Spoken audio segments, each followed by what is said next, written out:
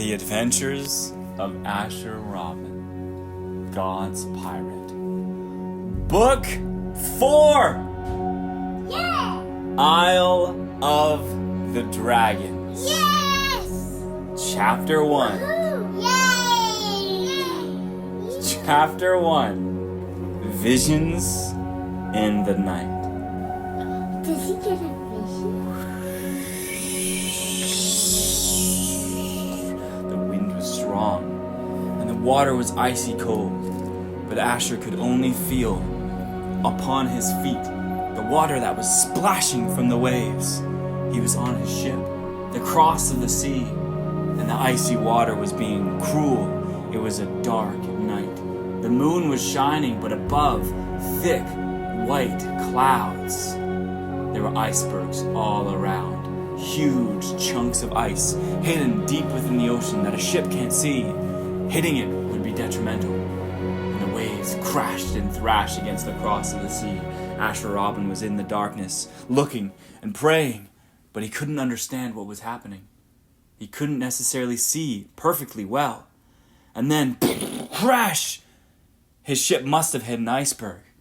And then down it went, into the sea. Asher Robin fell into the icy water as well. He was by himself. Where was his crew? This didn't make any sense. Asher Robin was God's pirate, the captain of the Cross of the Sea, and he had a ton of crew, a huge crew. Where were they? Oh, maybe they had gone to safety, but Asher Robin didn't know how he even got there. And then he looked.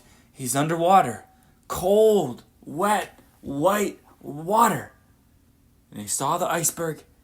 He saw the ship floating down, as if he was just stuck there, right at the top of the ocean. He could see everything, almost like he wasn't there himself. I walk in the water. Sorry? I walk in the water. You walk in the water? I was Asher. Yeah, with Asher, yeah. The sea monsters eat them. And then he sees the ship sinking. He sees the iceberg to the right. All of a sudden, he sees a great big pair of eyes, as if it was attached to a head, slithering through the sea. Asher woke up, safe, dry, comfortable, on his bed. But he was covered in sweat. That was a strange dream. He sat up and wiped his brow, which was all wet with sweat, started to huff and puff. Reached for a canteen to take a swig of water, but it was empty. He had drank it before. So he got up. Here's some water. Asher Robin's thirsty too. He got up out of his bed, which was in his captain quarters, and he walked down onto the deck. It was pretty early in the morning. The sun was just starting to rise. Nobody was really awake just yet. They had a pirate on deck who was watching, who was keeping lookout. That pirate, of course, was none other than Jack, the pirate he had rescued from Captain Blackbones, or from he was taken in the last book by somebody, and Captain Blackbones, but of course it was Seabones at the time. He rescued Jack from him, and Jack was on deck. It was very quiet. Everybody else was sleeping or just waking up.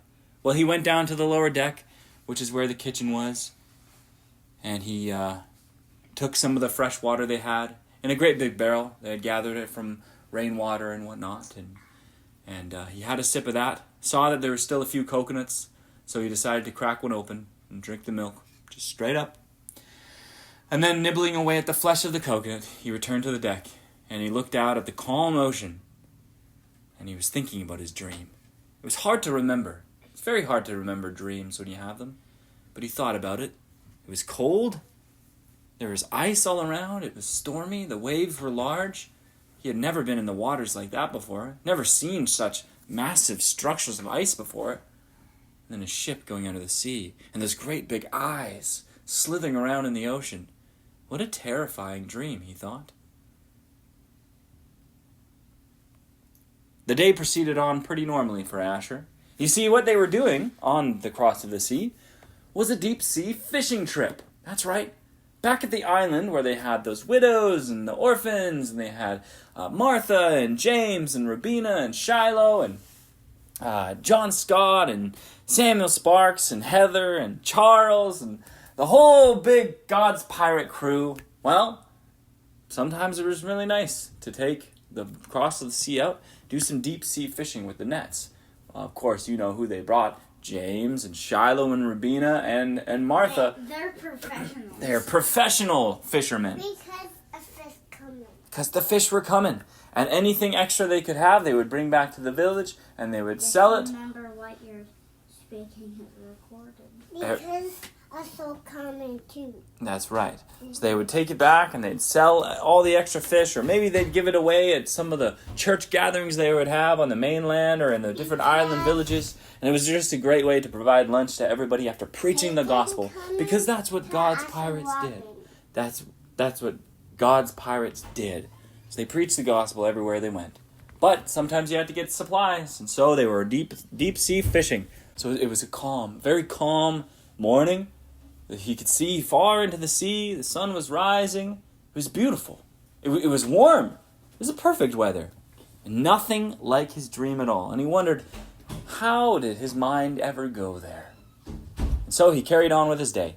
And they did their fishing. They caught a great store of fish. They had already caught quite a bit. And this... They get attacked by pirates.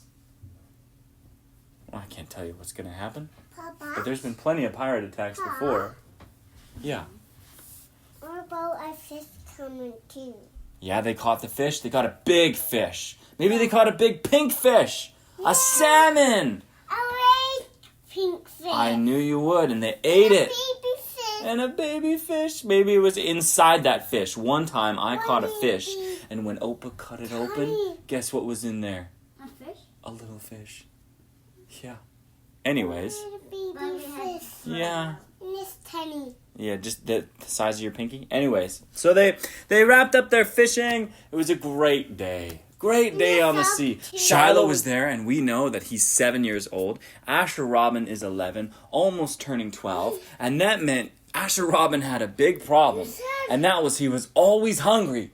He's growing up, getting bigger, getting taller. Hair is getting longer. And he's hungry, hungry, hungry. He usually skipped breakfast, but now he couldn't. He couldn't skip breakfast. He would have so much breakfast. He'd have a banana. He finished his coconut, then he'd have a banana, then we'd have a fish, and then he would have some bread, and then he would have a lot at lunch, and then a lot at supper. He's always hungry because he's always growing. But so is being a growing boy. He didn't mind it. The food was good, that was for sure. Anyways, the day proceeded very well, and they started their sail back.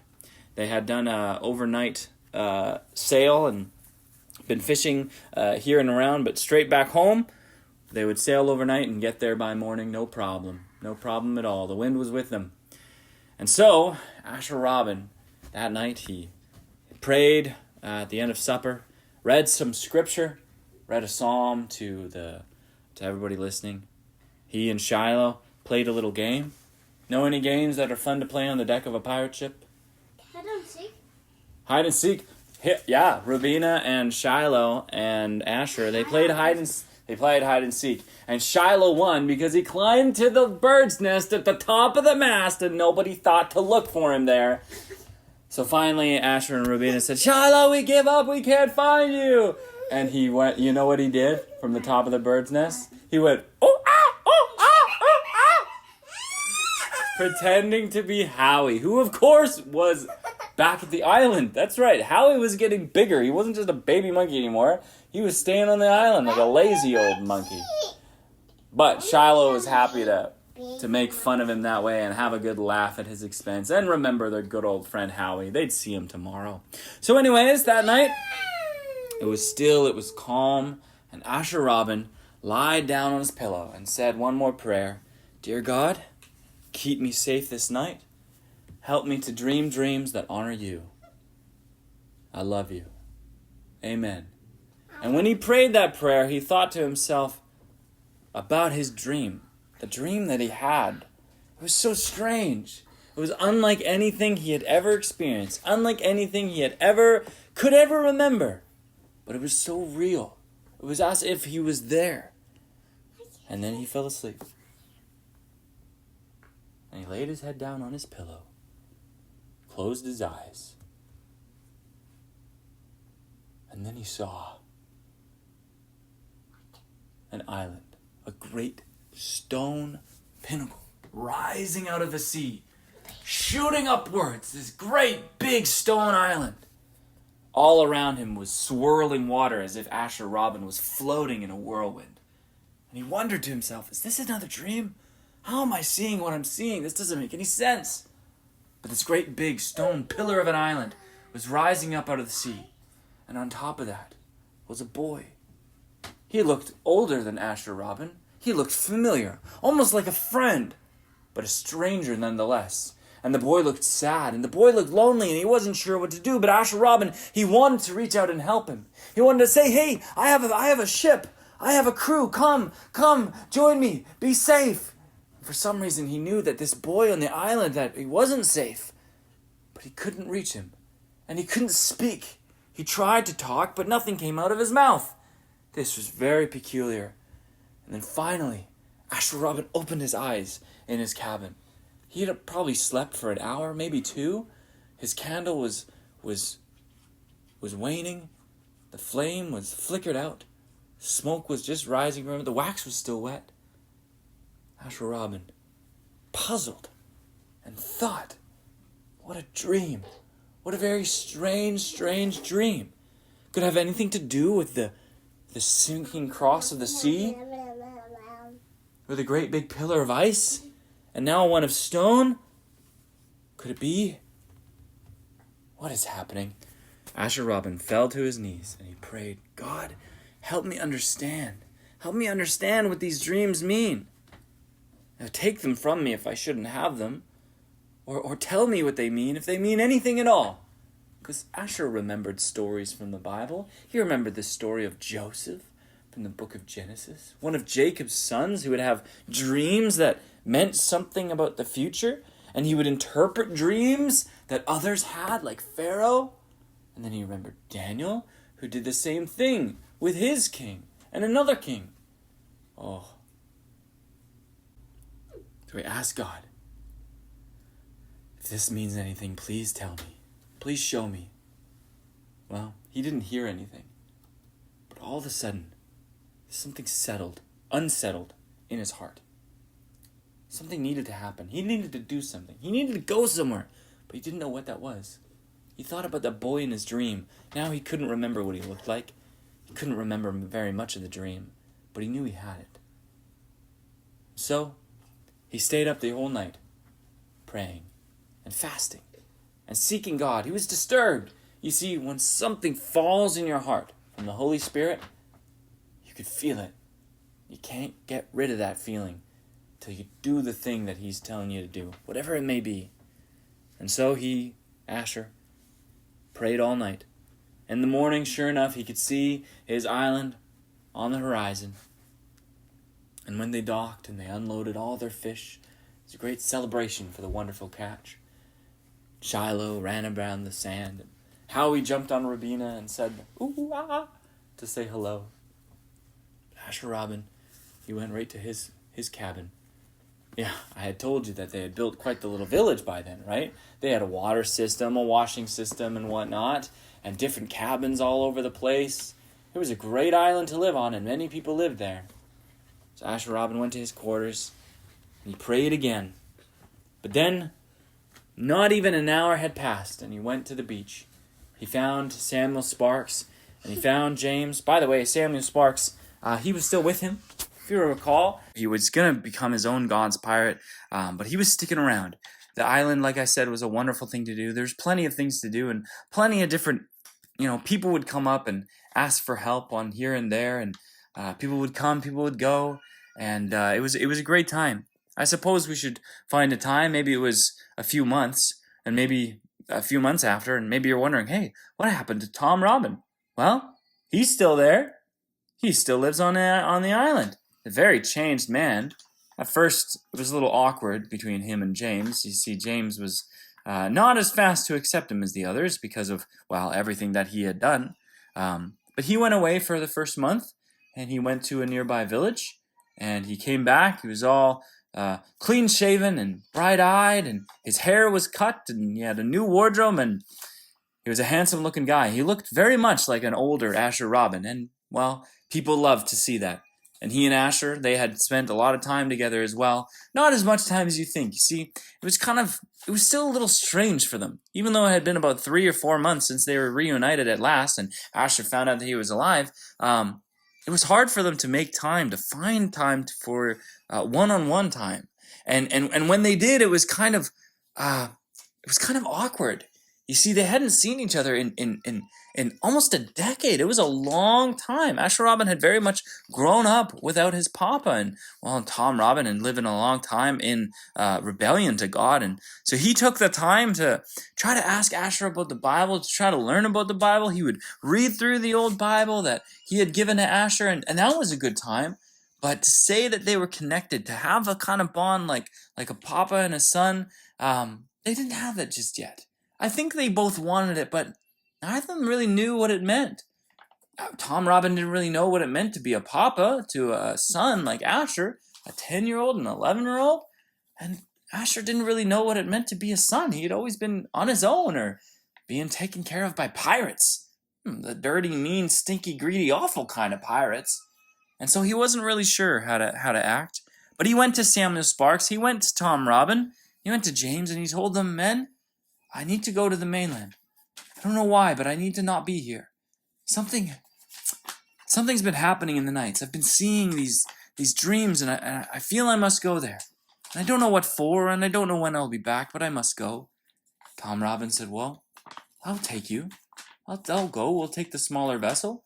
That way James and Samuel Sparks and John Scott have access to the cross of the sea." John Scott then, he piped in and said that he's been meaning to go to the mainland as well. When they were back, he was going to talk about doing a supply run and possibly work on getting more supplies to be able to build another cabin or look into something he was thinking about. John Scott, he also wanted to go to the mainland for various reasons, but just to do a supply run perhaps. So it was decided that Asher Robin and Tom Robin and John Scott would go to the mainland just for a supply run. They'd bring the fish with them, and so of course Shiloh and Rabina were allowed to come along. James and Mary stayed back on the island to process their own fish, the fish that they were keeping for the food, and the rest they'd bring to sell or to give away part of their ventures, right? They would do that.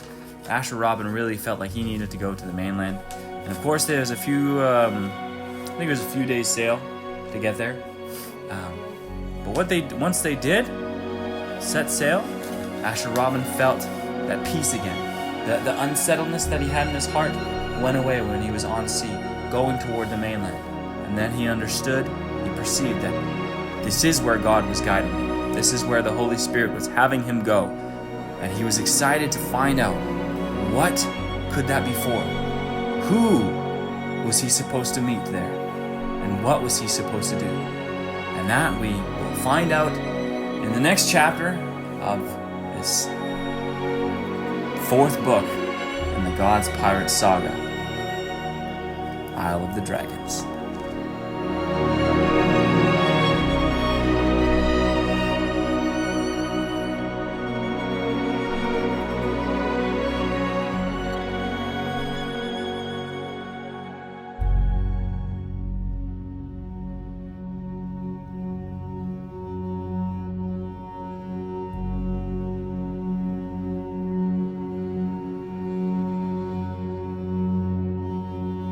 All right, The Adventures of Asher Robin, God's Pirate, book number 4, Isle of the Dragons, chapter 2.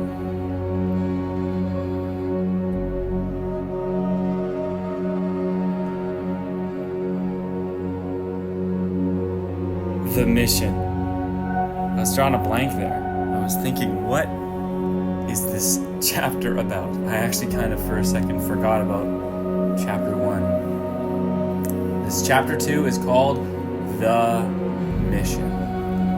As you can probably tell by the chapter, Asher Robin is going to find out what he's supposed to do. If you remember correctly, in chapter 1, which is called Visions in the Night, Asher Robin received these dreams, probably from God. He's thinking that something was happening. Somewhere in icy seas, there were all kinds of problems, and some kind of stranded man, if you remember that. Well, now we get to learn what that's all about. And so we had decided that Asher Robin and his newfound papa Tom Robin and John Scott were going to set sail, heading due north toward the mainland, because John Scott was going to do some trading there. James also came along with Rubina and Shiloh, I suppose. And let's say that woman that they found in Blackbone's Gold and her daughter, who's the same age as Shiloh. I'm a daughter. Yeah, you are a daughter. Do you remember? I believe the kid's name, the little girl's name was Martha. Mm-hmm. I kind of forget the mother's name though. I know that. I feel bad, but she was the cook. I know that. Yeah. The cook, Martha. Martha was the little girl. Judith. Judith, that's right. Wait, Martha was the mom, Judith was the kid? No, Judith was the mom, Martha was the kid. So Judith was the cook. Thank you. Good memory. Judith was the cook, and Martha was the daughter. Well, she's now 7, I guess, the same age as Shiloh. We had a birthday for Shiloh last time. So they decided to go along, and they probably wouldn't go on the mission. But anyways, I'm getting ahead of myself. First, we have to find out what the mission is. Yes, Peyton? You know, the kid was the cooker.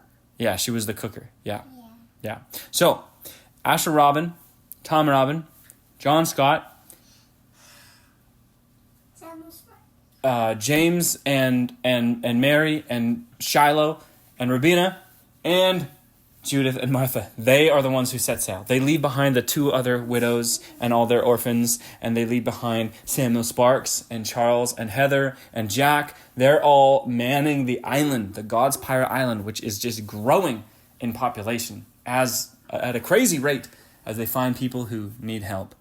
Anyways, Asher Robin feels impressed upon his heart from these visions in the night that he is supposed to go to the mainland. So they set sail. Now, should tell you that it was evening, and Tom Robin and Asher were sitting together. They had just finished a delicious dinner, and Asher Robin thought to himself, no, Tom Robin thought, that's right. Tom Robin looked at Asher and said, son, because he can call him son, it's his son. What? Did you ever celebrate your birthdays growing up? Yeah.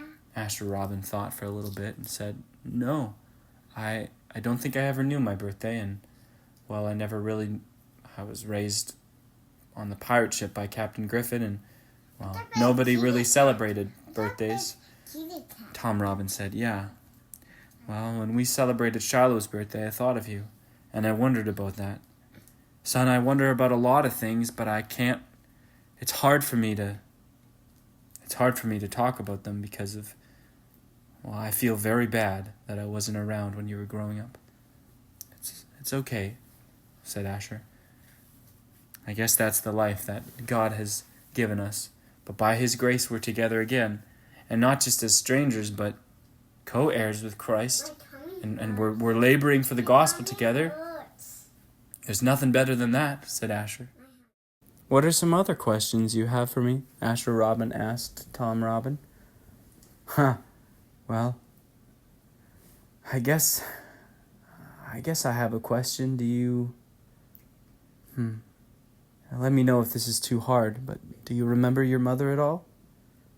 Asher Robin thought. I remember little bits. I remember her teaching me to read, and not too much else. I think I was really young when I joined Captain Griffin. It's hard to remember things before that. Like, I can see sometimes a room, said Asher.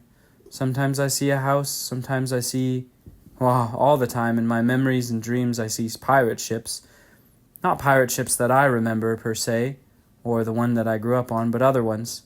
Well, I suppose that's just the life of being a pirate. Did Captain Griffin ever talk to you about what happened? No, said Asher. I think I probably asked him a few times about my parents, and, well, he just got angry, so I stopped doing that. Yeah. Well, your mother and I, we were strong believers in the Lord. And so I know for sure, said Tom Robin, that she is in heaven. She's with Jesus now. And I'm sure she is, much like the martyrs, looking down, asking God, how much longer until all things are set right and vengeance for her is enacted? But I guess that's the patience of the saints, as the scripture says. Asher smiled. He loved hearing the wisdom of his papa. The man knew his Bible, that was for sure. Asher knew that he read it a lot and a lot. And even if he had spent years as a terrible, terrible, sinful pirate, the Lord had brought him back. It's hard to say whether or not he was fully saved before he departed, with such a swing into awfulness to do the terrible things. And about that, well, you should probably know now that that Tom Robin and James had a fair amount of exchanges, because you'll remember that James was sold into slavery. And that brings Asher Robin to a question. He said, he wanted to call Tom Robin, Asher wanted to call him Papa, but it was really hard. He hadn't really had a Papa all his life. So he just asked the question that he had, instead of addressing him as that way. He said,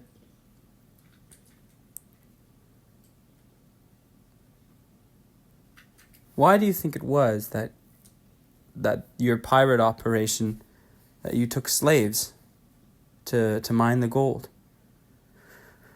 Oh, said Tom, well, I don't know. I think I had learned about that from your grandfather, Black Bones, Marshall, my father. He had taught me that it was better to use, I think he said, the labor of peasants over your own blood and sweat. Well, I guess when I degenerated into what I was, being some kind of wicked, cruel form of Black Bones and myself, I guess I just thought that money was everything. I mean, after all, you know what it's like to be a pirate. It's all about greed. Say, said Asher, when is my birthday? Tom smiled. Well, if it's the month of September, I suppose your birthday is coming in 2 months. Yeah, that was right. The 14th of November. That was your birthday. The 14th of November, said Asher. All of a sudden he had a birthday, and it was coming up. I suppose that means Asher would turn 12. He had been able to keep track of his age just by the passing of the calendar year. Every new year, he would think that he was another year old. But of course now he knew the actual day that he was born, and that got him excited. We'll have to do something, won't we, son? Asher Robin nodded his head. So, Asher, what do you think we are going to find when we get to the mainland? Well, that I don't know, said Asher. But I hope we find something, some kind of directions to what's next. I don't know, it feels kind of strange, but I wonder sometimes if I'm, what's up? Maybe it's gold or rubies or gems or something like in the chest. Maybe it's Seabone's gold or map. Well, that sounds like a pirate treasure. I want water. Do you remember what I want water. the greatest treasure is? Water. How about you go get water? Pirates. Why don't you want to get water? Pirates. Water. Yeah. What was I saying? Pirates soul. Right. Asher said, I'm not sure. Maybe I can't tell sometimes if I'm being directed by my heart or by the Spirit. Or maybe the Spirit is working in my heart. It's hard to tell. Tom smiled. Yeah, I suppose it would be. But go we must, and go we will. And yeah, we can hope and we can pray that we will find what you're looking for. And these dreams, what else? Have you had any more these past few nights? Asher shook his head. He hadn't. So, after much talking, finally, much talking and much sailing, and many nights, finally they reached the mainland. Well, James and John Scott, they were off with Shiloh and Rabina to sell all their fish and do the trading things, and then Tom Robin and Asher Robin walked. And there was a time where Tom Robin probably wouldn't have been able to walk through just a normal village like that. But, of course, he had changed his clothes, and his face looked different, and he didn't wear the Black Bones mask. He wasn't Black Bones. He was a nice, shy, older man named Tom Robin. So he and his son walked through the village. From a cannon. Tom Buchanan. That's right, but they don't go by Buchanan. Well, I suppose we're going to have to find out. Either this book or the next. But there's a reason why they don't go by Buchanan. Say, said Asher. Because it's like cannon. You said he spoke to his papa. Say, said Asher. Last I heard, our surname was Buchanan. And you had said that Robin was one that you had chosen. Why? I suppose I should ask you. Why do we not use Buchanan? Why am I not Asher Buchanan and you Tom Buchanan? And where does Robin come from? Tom sighed. Well, that was something your mother and I had decided on. And maybe this is a long story for another day. The market they were in was noisy and the village was crowded, but Tom said what he could say. And he said, all I will say for now is people knew of the name Tom Buchanan. And they knew the name of your mother. And, well, we had to change it so that nobody would find us. To protect you, to protect us, we lost the name Buchanan and chose Robin. What was my mother's name? Asked Asher. I don't remember it. I don't remember it at all. And why did you choose Robin? Tom laughed. It was your mother's favorite bird. You see, I think she grew up in a small village where robins would come out every morning, and she would watch them pick bugs and worms from the dirt, fly to their nests, and anytime she would follow them or find a nest, she'd see those beautiful blue eggs. And I guess the robin bird reminded her of better times. And so, when we were looking for a new name, she suggested it, and I thought, why not? And that worked for us.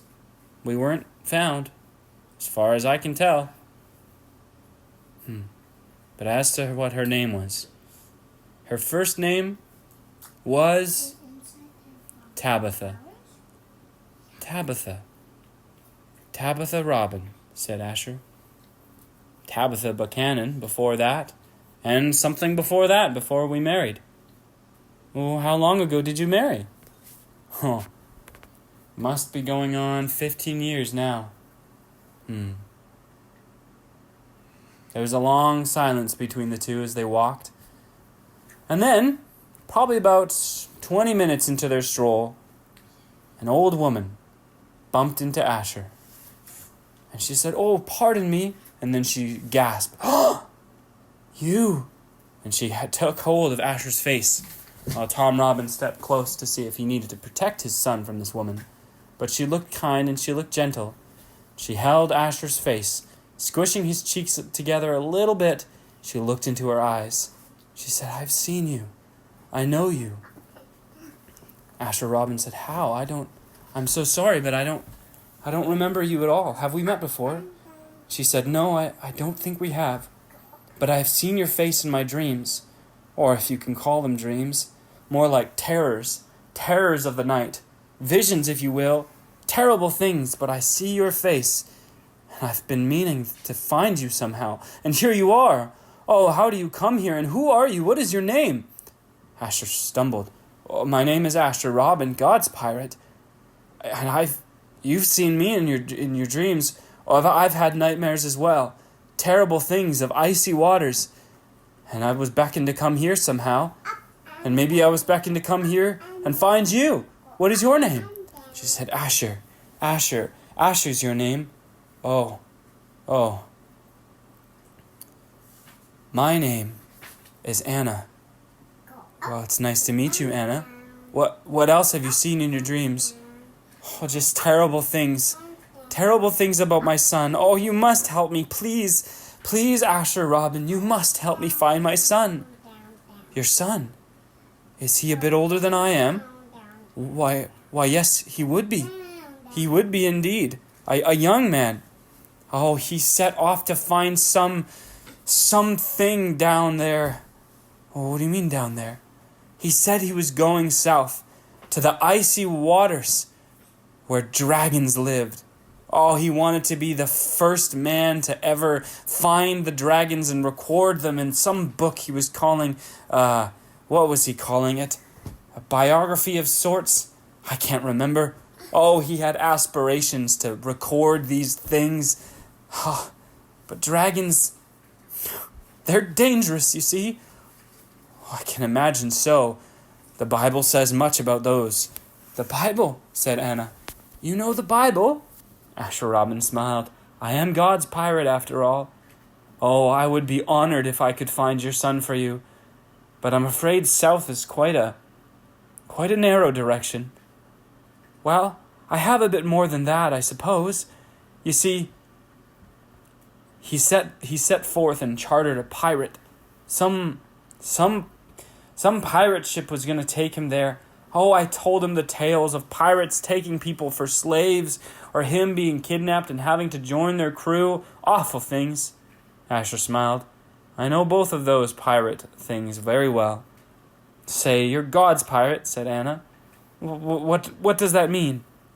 "Well," said Asher, "pirates need salvation and forgiveness, much like any one of us. But it doesn't seem to be the thing for priests to do, to go find those and to evangelize. I suppose they're a forgotten class of man. And so, that's what we do." Asher gestured to his father, Tom. And there, Anna took her hands off Asher's shoulders and grabbed Tom's hand and said, "Oh, will you please find my son?" And he has maps that he was studying. He took most, but he left one. Some island, great piece of ice that is as far south as you can sail. I don't think there's anything further south than that.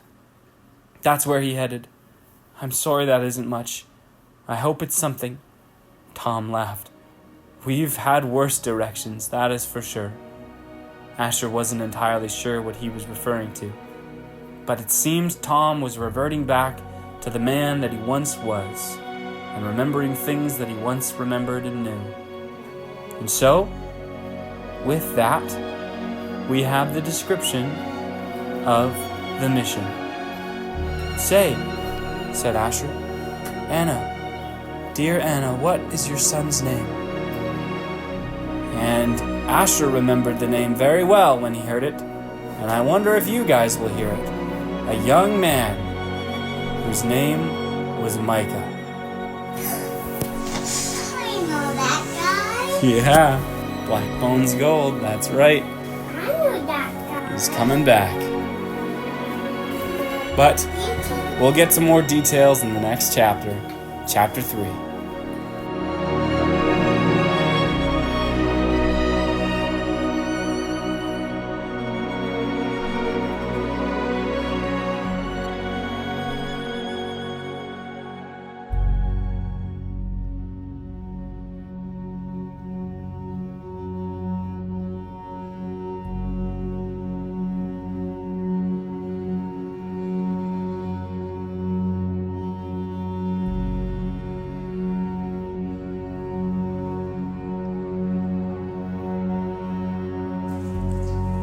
The Adventures of Asher Robin, God's Pirate. Book 4, Isle of the Dragons. Chapter 3, Dragon's Tales. No, just Dragon Tales. That's it. Dragon Tales. You might be wondering, why is the chapter called Dragon Tales? Is Asher and Tom going to find a whole bunch of dragons and cut off their tails? That's absolutely not the right word. The word tails is the same tails that we use in like a story, exactly. An old Seabones Tales, this itself is a tale. And so Dragon Tales is spelled that way. And it means just that, not the actual tail of a reptilian beast. Anyways, the conversation that Micah and Tom Robin had with Anna wrapped up shortly thereafter. They had their mission. Asher Robin was receiving visions in the night, which disturbed him to go to this place and find Anna. She herself had a vision of Asher. And then they had the mission. The missing man, Anna's son, whose name was Micah. Asher Robin had said, I've met a man who was named that before.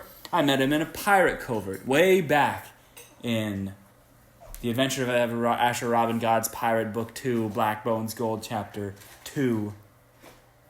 More and more and more pirates. Our own Micah helped us find that reference, which was very helpful. Took a while. Asher Robin clarified with Anna that this was indeed the same Micah mentioned all those chapters and all those books ago. You see, he was a young man who was looking for work, and he was actually the son of a captain. And now, as you know, sadly, most of the times when a man went to piracy, he often left behind his family. And it was very sad. And that sometimes meant a wife and a son, or a wife and children. Yes? Well, why did he meet him at a pirate covert? Did he take him along? Who? Micah. Oh, I'm going to get to that. So as you know, pirate captains, or a man who gives himself over to piracy, they usually leave their family behind. And it was the same case with Samuel Sparks. If you remember, Samuel Sparks had left Heather and Charles to go join piracy. But of course, God had used Asher Robin to save Samuel Sparks. You know this story. This is the story that we've been telling. God's grace to pirates. Anyways, it was the same old situation with Anna's husband. He left for piracy. I guess things were going really bad financially. And so he left to try to make a better life. But that left behind Anna, and that left behind Micah. Well, Micah got older, and he decided himself, as a young man, that he would try to find work in piracy. He had tried an honest living on the mainland, where he was from. He had tried whatever he could, but things were tough. And with the increasing reach of the British Empire and scarcity, it was just very difficult for a young man to make an honest wage. And so, he had left and tried to join piracy, but again, it was difficult. All the pirates were doing terrible things, and Micah didn't really want that. And that's how he wound up on that pirate covert, that one fateful day where he had met a little boy calling himself God's pirate. His name was Asher Robin. And if you go back, you'll learn that Asher Robin had given him some gospel tracts with Bible verses on them. And that Micah was actually interested in these Bible verses and interested in getting to know God more. And I guess I'll tell you what happened after that, because this is what Anna was telling Asher Robin now, of what happened after he had first met him. Well, Asher Robin, he went and sold himself into slavery with John Scott, and that whole Black Bones Gold happened. That whole book. But Micah, his heart was stirred, and he actually went back to find his mother.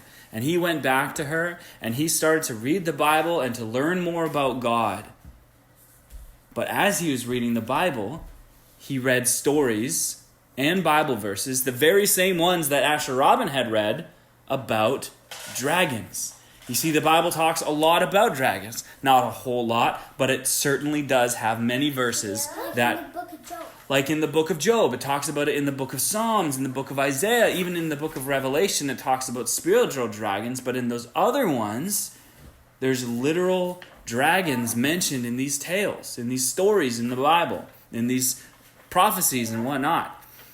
And so Micah, of course, he's reading this, and he starts thinking to himself, getting kind of obsessed about the idea of dragons. He had never seen one. He had heard the tales of dragons, the legends of dragons, that dragons were out there. They were once in the sky, but they were hunted down. They were once on land, but they were hunted down. And they were in the seas, but they were also hunted down because, of course, we know dragons are fierce and untamed creatures of great power and strength. In modern times, we would just call them dinosaurs. But back then, that word wasn't invented, and they called them dragons. And these were terrifying things. Dinosaur itself means terrifying lizard, right? Or terrible lizard, something like that. But anyways, so Micah thinks to himself, he's having a passion for this book, the Bible, for the topic of dragons. And so he set out, I think I mentioned this in the last chapter in introducing, when Anna was talking to Asher and Tom about her problem, her missing son, Micah had set out to write a book documenting all the different dragons that are still alive. He wanted to share with the world the wonders of dragons, because he believed if God had made these things, then we should know about these things. But as it stands, dragons were just the things of myth and legend. And I mean, in our day today, most people believe dragons lived millions of years ago, which is an absolute lie. But even then, we're talking a few hundred years ago, they weren't that far removed from the last dragons.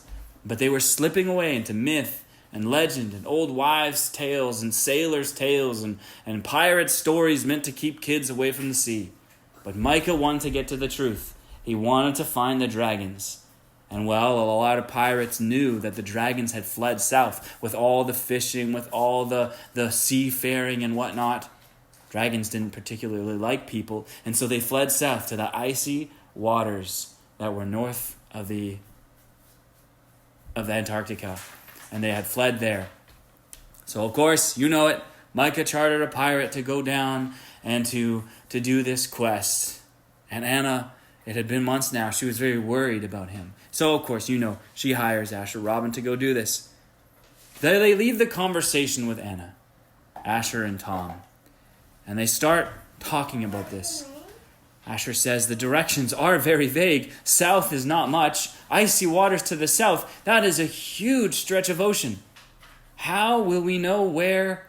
And then he stopped himself. I guess we could go with the wind of God and allow him to show us, right? Tom Robin smiled. That's right, son. We certainly could. But also, there are many tales of dragons.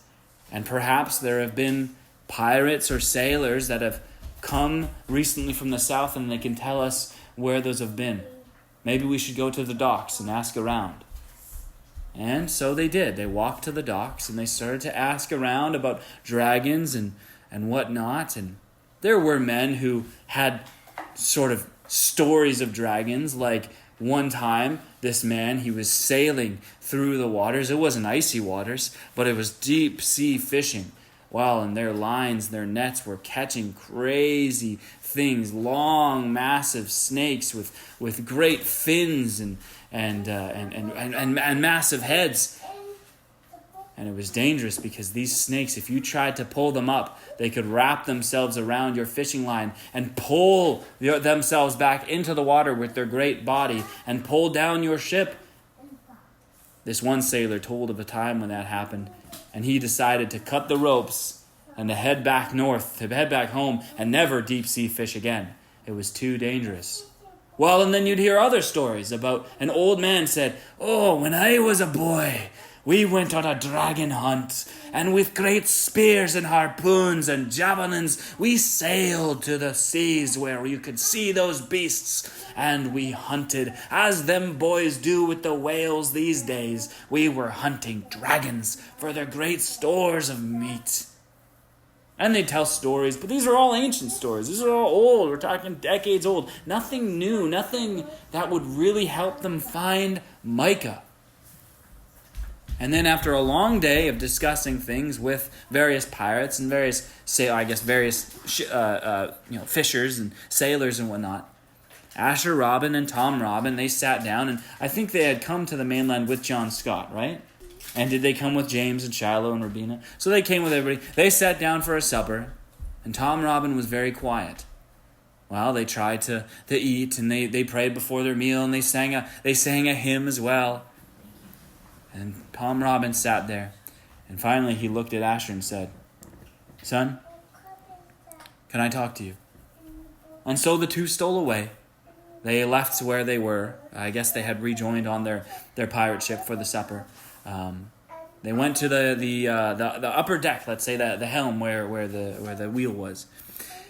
They stood there looking over the sea. They were still docked, right? And they're looking over the sea. Tom Robin said, "Son, these dragon tales have not led us anywhere. I had hoped we could learn something, but I'm afraid there is one last idea that I have." Asher Robin says, "One last idea? Why are you afraid of your idea?" Tom Robin said, "Well, I had really hoped that we wouldn't have to go this way or do this because it's quite a dreadful idea." Asher Robin said, "Oh, could you please tell me what you were thinking?" Tom Robin said, "You know that I've been on the seas for many, many years. Well, whenever the topic of dragons come up, there is one name that comes with it. A man who has hunted more dragons than years I have lived. That man's name is Drake Dragonsbane. He is a dreadful man." Asher Robin shuddered a little bit. "I've never heard of that name before." Tom Robin said, "Well, he almost wants it that way. But those of us who know the deep seas, we know him. We know what he does and what he's capable of." "What does he do?" Asher Robin asked. "He's a dragon hunter. He hunts all kinds of dragons and uses their scales for armor. He sells them. He makes weapons out of their long teeth. And if they have wings, he'll use their leather. He's a very crafty man in hunting dragons. So if my idea is that if anybody can find dragons, it'll be Drake Dragonsbane. Well, do you think that that's the one who Micah would have chartered?" Asher Robin asked. Tom laughed. "No, son. Drake Dragonsbane is not that kind of man. He's not a pirate either." Anna had said that Micah had chartered a pirate. Drake Dragonsbane is no pirate. He is simply a hunter, a merchant, a very scary kind of person. But if we can find him, then we can find dragons. "Well, what are we waiting for? We go with the Lord." "There is one more thing about him, Asher," Tom said. "He's kept dragons for himself. And the tales tell he has an army of them. And he's quite the character. Well, where do we find him? I'm not afraid. If we find him, then he can help us find the dragons. Well, we have to bring him something of worth. I don't think he'll help us just on its own." "Well, can we think of anything we have? I mean, we could find any stores of gold that that pirates have left, I don't think he wants gold. Well, what do you think he wants then? Well, that I don't actually know.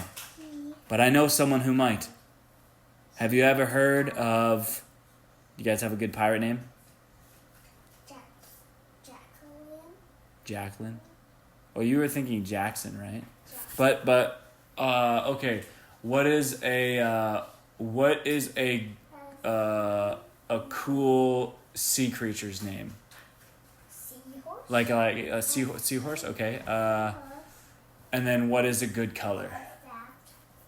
Like a dragon color, green or red. Green? Okay. So Tom Robbins says, Asher, have you ever heard of a man named Jackson Greensea?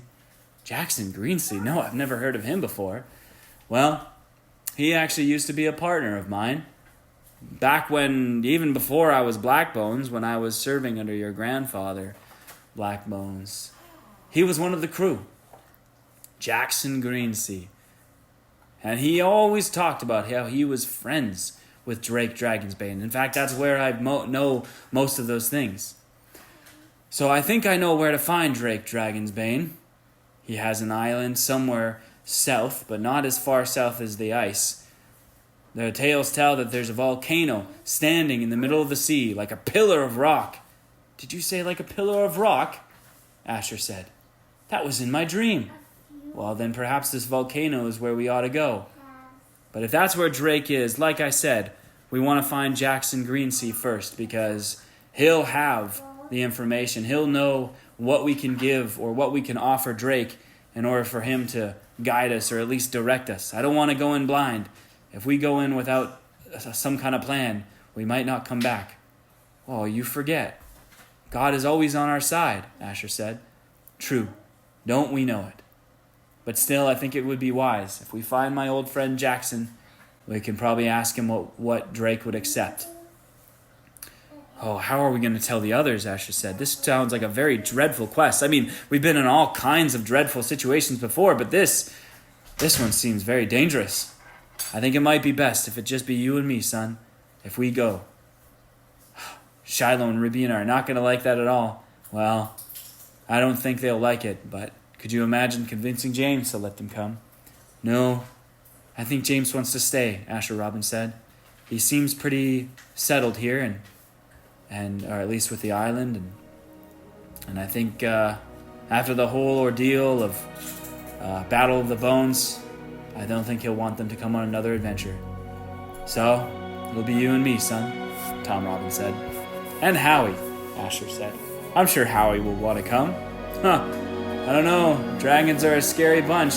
You sure your little monkey can handle it? Oh, we'll see. We'll ask him when we get back. Say, how do we find your friend Jackson? Asher asked. Tom Robbins sighed.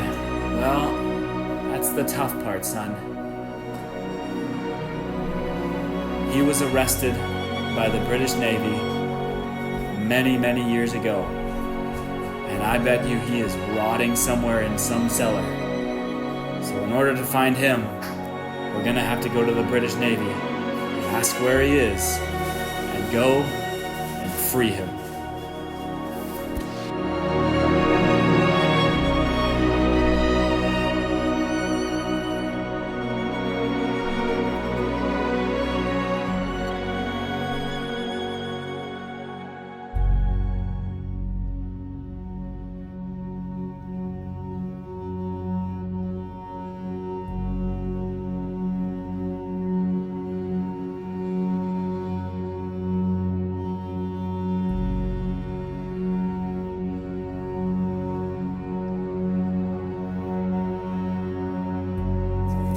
The Adventures of Asher Robin, God's Pirate. Book 4, Isle of the Dragons, Chapter 4.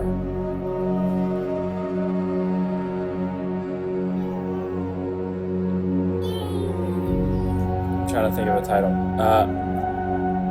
The Trouble with the Empire. Or... what should we call it? Well, the chapter is all about Asher Robin and Tom Robin finding Jackson Greensea. So with that, I'm not sure what the title of the chapter should be. Maybe let's just call it that. Finding Jackson Greensea. That's right. The Adventures of Asher Robin, God's Pirate, Book 4, Isle of the Dragons, Chapter 4, Finding Jackson Greensea. Well, as I told you in the last chapter, and in the last minute as I introduced this one, Tom Robin and Asher Robin had to find Tom Robin's old crewmate, Jackson Greensea. We learned that he was arrested by the British Navy, which is a subsidiary of the British Empire, of course, the naval fleet. And so that was a tough thing, happened quite some time ago, for various pirating crimes, you can imagine. And so they had to, of course, find him, and if he was in the control of the British Navy, They have to sell themselves. they don't have to sell themselves to that, but they have to find the British Navy to try to negotiate. And so that's what they did. But first, they reconvened with one and only James and Shiloh and Rubina and John Scott, because I'm fairly certain they had come with on this trek. Yeah. Or did Rubina and Shiloh stay back at the island? I think you managed. I can't remember. Yeah, they came along. They came along? Yeah. I know James came along. Yeah. But for some reason I have it in mind that it was just like a guys only, John Scott, James, and then Tom and Asher. Regardless, we won't make their participation essential for this specific chapter because I don't know if they're there or not. I'll have to review that. Maybe they'll sneak on. We recorded chapter 1 months ago. So, anyways, we know that James is with them. They went about various things. I believe they were selling a big deep sea fishing catch that they had, and John Scott was making preparations to have his own vessel, I believe. Anyways, regardless, they reconvened, and he tells them what had happened.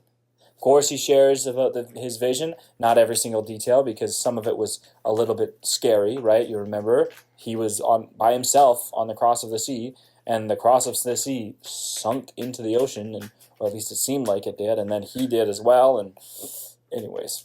Don't mention. The eyes aren't in there. I took that out. Like, in the recording, it's not even there. So, like, it's just not even part of the story anymore. I know. It's too creepy. I took it away. Anyways. So, that was completely edited. So yeah, he tells a bit about the visions, and then about Anna's vision, and how Anna's son Micah had gone missing, and about how Micah was the pirate that they had met back in Blackbone's Gold, and that the son of the pirate, and he was looking for work, and now he's going to write a book about Dragon Sea. He just shared the whole thing with all of them. And James had said, so James, he had asked if he could pull Asher aside. He says, Asher, you have become like a son to me. You certainly are a brother to my dear daughter Rubina and my son Shiloh. So this isn't easy, but as you know, I've been thinking about for at least 2 books now, working alongside the British Empire to establish a post in our home fishing village and to save it from pirates. You know that we were susceptible to piracy. Well, I would like to continue to do that. You go on your quest south into the icy waters. You go find this lost boy, and I wish you all the best, and I will pray for you. But I will go home, and I won't come with you, and I won't stay on the island. I'm going to go home to our village, and there I'm going to work closely with the Empire to build a trading post. I'll offer my services and my counsel to make it so that we can build that village to be stronger, maybe even build a roadway leading to another one on the mainland.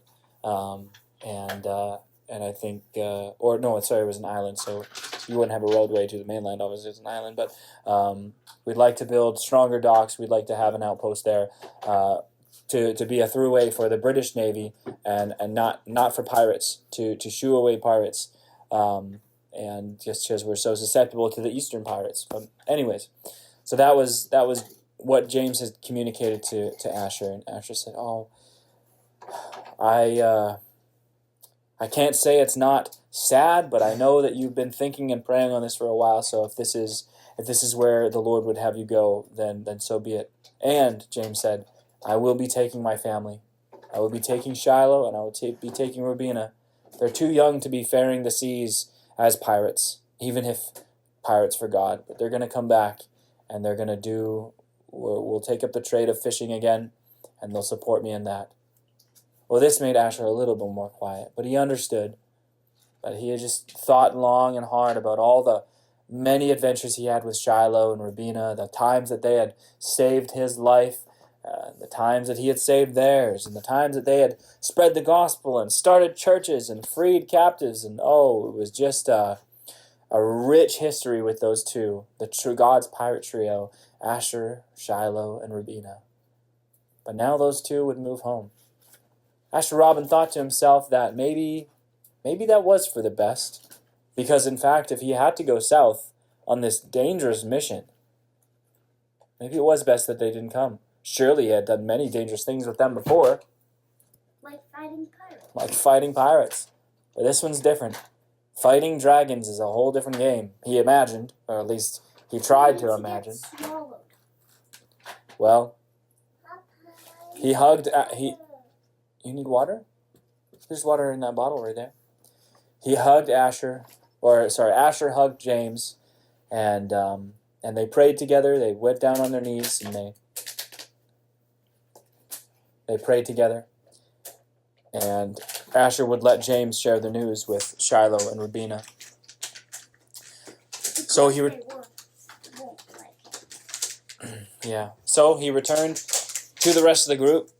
And there he discussed with John Scott how it was clear to him that Asher and Tom needed to go alone to this mission south, and finding Jackson Greensea through the British Navy, however they were going to do that. And he's a prisoner. If he's still alive, they got to find him, and then they got to find Drake Dragonsbane and do whatever they need to him to get the information that they need to find the dragons. And then even from there, they got to find Micah and the pie.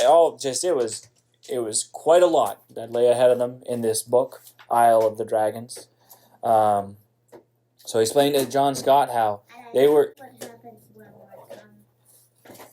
Yeah, he explained how they were going to go do this, and he had asked, no, he pleaded that John Scott would be willing to continue to run the island with Samuel Sparks. Remember, Samuel Sparks and Charles, they're still back on the God's Pirate Island with the rest of the crew there, but they were really the only men. The rest were widows and orphans. And so John Scott, he agreed. He would stay.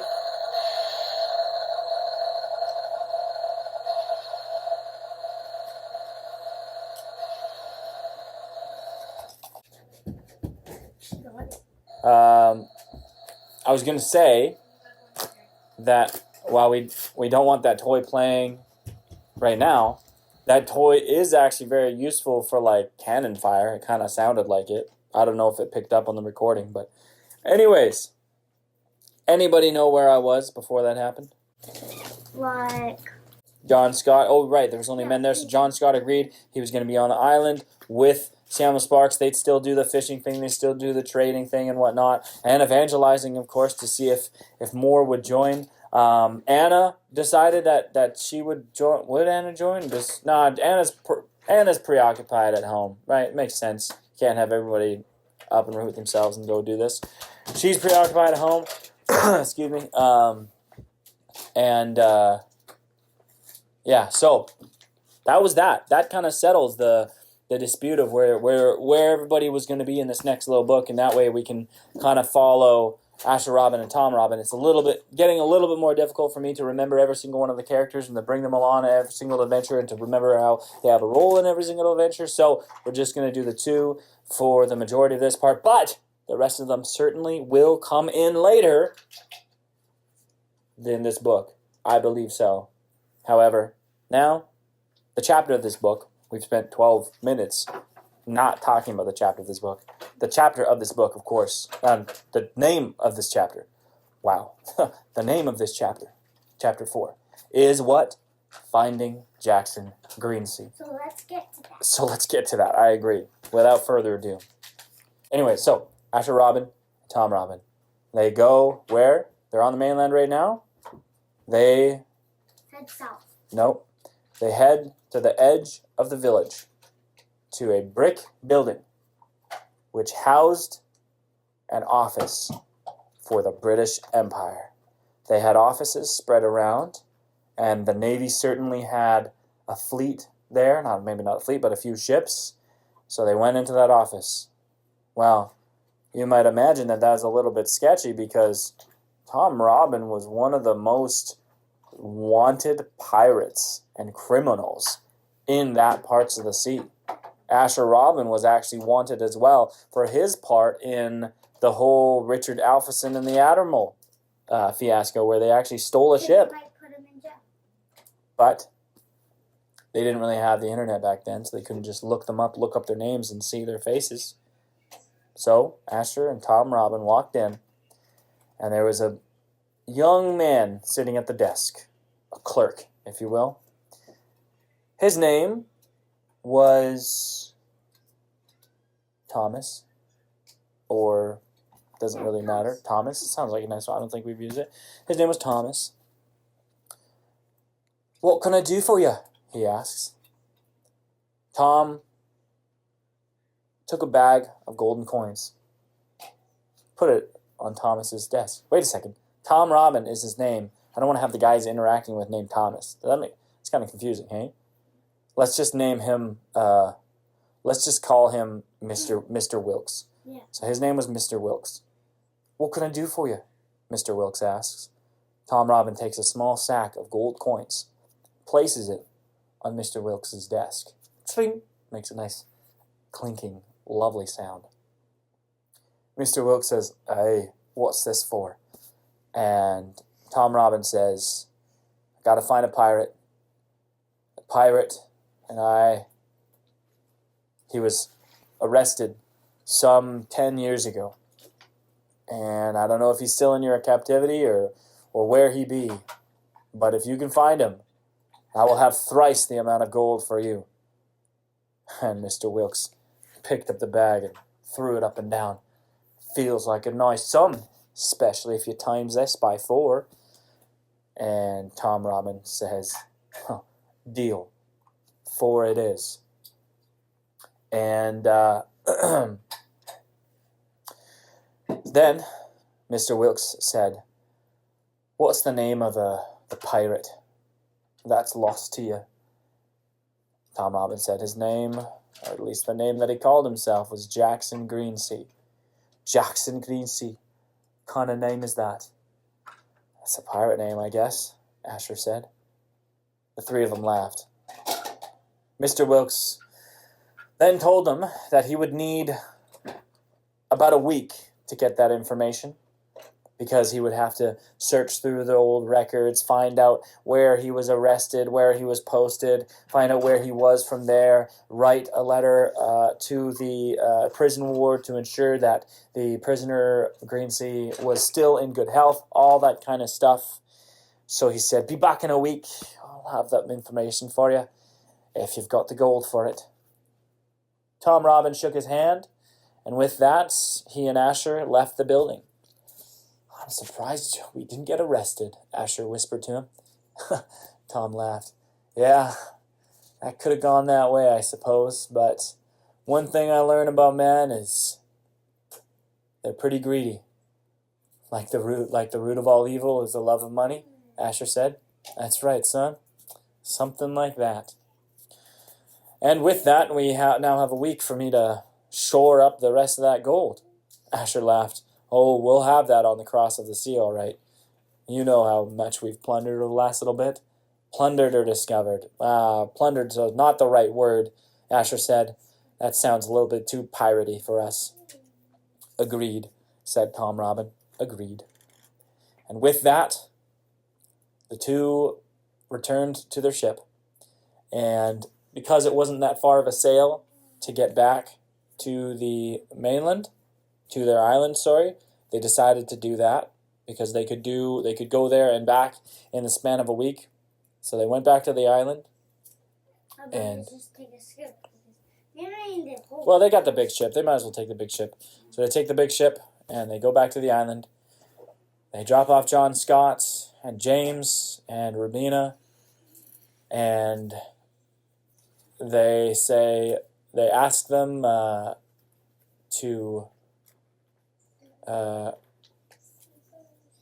There's another ship, so they get Samuel Sparks to give Shiloh and Rubina and James and their mother Mary a ride back to their home village, which I think was only a few days from, or 2 days from Asher Robbins Island, or 1 day. I think it's one. I think the mainland's 3, and I think it's only 1 to there. Shiloh and Asher did that on a little skiff. Yeah. That took a day, so it's probably even less.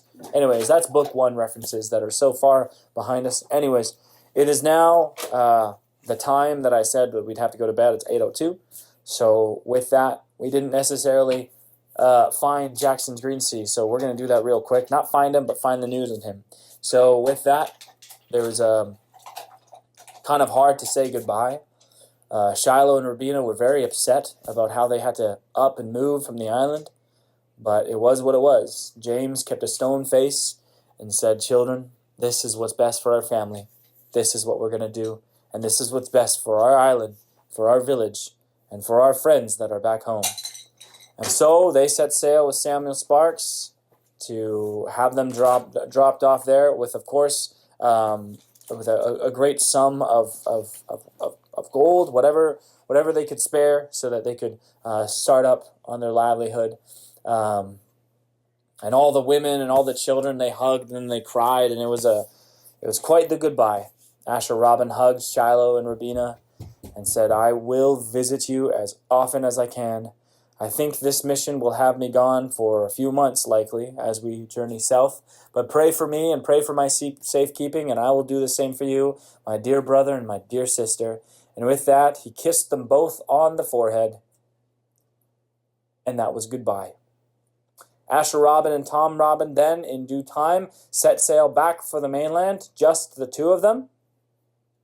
Maybe they should bring Jack. I forgot about Jack. No, they're going to keep Jack on the island, more men. They should get a sword just for security. Well, Tom Robin can fight. I know he's got a peg leg, but he can fight. You know Asher can as well. Yeah. Anyways, if they needed more, they would do a hired hand. But this way, the 2 of them, they'd be a bit swifter.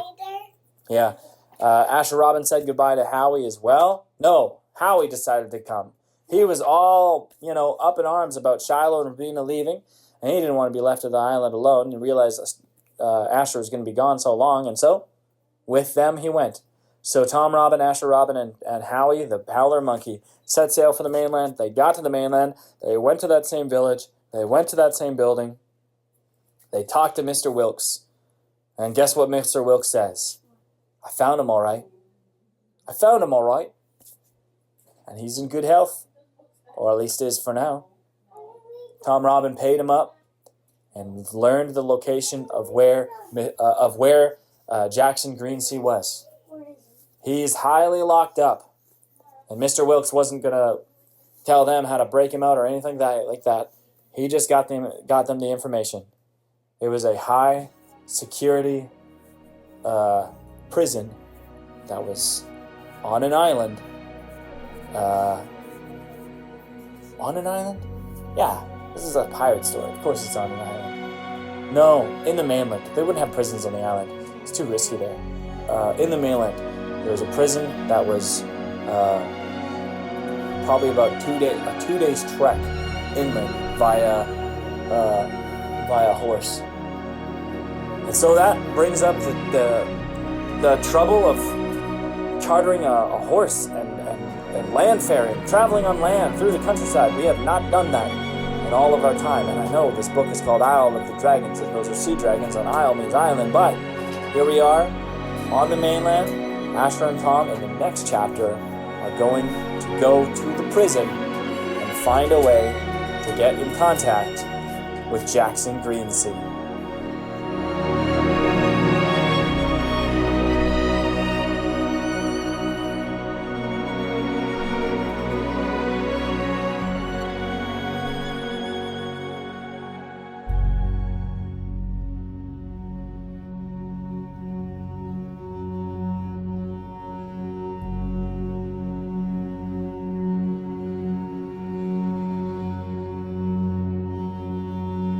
The Adventures of Asher Robin, God's Pirate.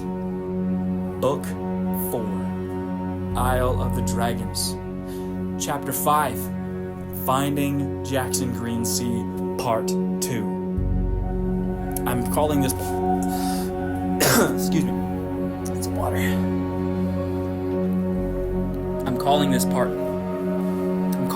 2 because in the Part 1, the first chapter 4, we didn't find Jackson Greensea, and now we will. Well, Mr. Wilkes had told him, he told him that Jackson Greensea was being held at a special prison, a dungeon for pirates. The British Navy, when they were rounding up pirates in the last few decades in this area, they had built a stone castle just on the top of a large cliff far north along the coast. And this was a treacherous place, impenetrable, nobody could get in, and yet, here they were going, Tom and Asher. Well, in order to get there, they had their pirate ship that they took along the coast, and they knew that they couldn't really get too close because that's where the Navy was going to be. It was a week or two sail, and the Navy was going to be all over the place. So what they did was they actually docked it at a dock on the mainland. Again, they're not pirates, so they're able to do that, and they're able to rent dock space. That's where you pay silver and gold coins to the dock keeper. It was a special kind of businessman, maybe the mayor of a village, and you could dock your ship there for any amount of time back in those days, if you were pay. And so they did that, and from there they went inland.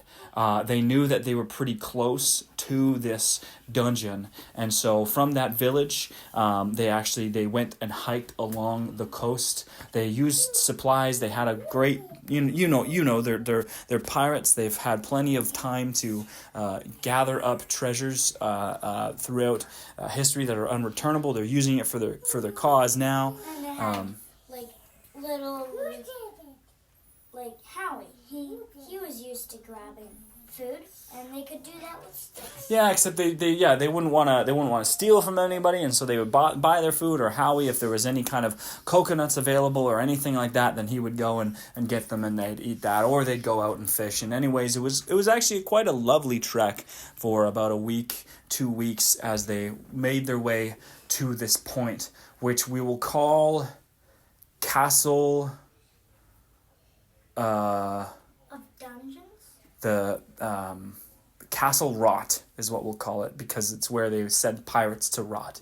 Anyways, so now after quite some time, they're just at the base of this place, hiding in the bushes because it's heavily guarded. There's patrols of British soldiers on horseback all night long, and in the day there's infantry marching, and it was hard to get close. But you could technically come by the sea, not by ship, because there's tons of ships in the ocean. You could technically, if you were brave enough, you could swim and try to climb the cliff. But the problem is, if you got seen, then archers from up above, British archers, might try to shoot you for either being an escaping prisoner or someone trying to get a prisoner out. And so that wasn't going to work. They weren't willing to do that. And so one of the things that I had considered was renaming the previous chapter to Pirate Bribes, and explaining that bribery, although spoken against in the Bible, was a huge part of getting business done in the corrupt empire. And Tom Robin, as you witnessed, he bribed Mr. Wilkes for the information as to where Jackson Greensea was. And Asher Robin probably challenged him and said, hey, I don't think we're supposed to do that. And Tom Robbins said, I understand, but it's really the only way to get information from people is to pay them, to hire them for their knowledge. And so with kind of a moral dilemma, they would do that again. And there's the gatekeeper of Castle Rot in a nearby village. So I should say that there was an official British post a little bit inland where people would first bring their prisoners. They wouldn't bring it right up to the castle because the castle was so fortified. You'd have Navy people, they would park at a dock and they'd come to a little village. And there was a post that you'd have some residents live there who would provide the food and whatnot for Castle Rot. But anyways, there was also a post, just like Mr. Wilkes lived and worked in a post. There was one here, except this village was mostly British, and as they're going, they were welcome. They weren't fugitives. Asher and Tom, they're not bad pirates. They're not fugitives per se. They are wanted, but nobody really knows who they are. They don't know their faces. They don't know their names, and so it's a rather friendly place. But people did want to know what they were doing there. Soldiers would ask, and so Tom and Asher, they actually stayed the night in a local inn. There was an inn run by the Empire. It cost only 2 copper coins for a stay, 1 each, and so they stayed there. And at the tavern, which is where you could get beverages and food and whatnot, they struck up a conversation with one of the British workers who happened to be a Protestant. And what I mean by Protestant is that they were loyal to Christ to the extent that they had actually left the Catholic Church. Now, this Asher Robin, if you must know a little bit of religious political background, it falls in a time where the British Empire was undergoing a lot of religious turmoil with regards to the Reformation. The Reformation had only just happened within the last century and a half or so, and so a largely Catholic, anti-Christ type kingdom was now becoming Protestant, and yet every now and again you would get a king, a ruler, who would have kind of Catholic sympathies. And this led to a very mixed empire religiously. They tried to get along, but sometimes you would have a naval commander or an admiral who was heavily Catholic, and sometimes you would have one that's heavily Protestant and completely intolerant to the other. The one believing that the Roman Catholic Church was the one true church that Christ founded, and the Protestant believing, rightfully so, as I, the author, believe that the Roman Catholic Church was the departation from the actual faith, the faith of the Antichrist, as we see in the New Testament prophesied of people who would leave the church. Anyways, that to say, there was 2 men talking at the tavern, and they had said that the King of England was on trial and would probably be executed pretty soon for his Catholic tendencies. And it was a very tense time. Asher Robin and Tom Robin knew not too much of what was happening way up north in Europe, but they were interested, and they started talking, and they were able to share the gospel and how they were actually missionaries on sea, and that was their plan. They didn't really say that they were God's pirates because that kind of had a negative connotation, especially in the fact that they were just right close to Castle Rock. They said they were missionaries to pirates. It's kind of the same way of saying God's pirates. So they're explaining their mission, explaining the fruit that they'd seen, and these 2 were actually pretty excited. But then Tom Robin had to ask, do you know how to find out who is in prison at Castle Rock? And they said, oh, my brother, that is a difficult thing. There's many pirates who've been locked up there. And they said, we won't ask you any questions. We don't want to be implicated in anything, but we will tell you that there is the keeper who has an office at the post. He's usually there from 9 to noon in the morning. If you want, you can go to that brick building down the road, 9 to noon. You might find him. Ask for Mr.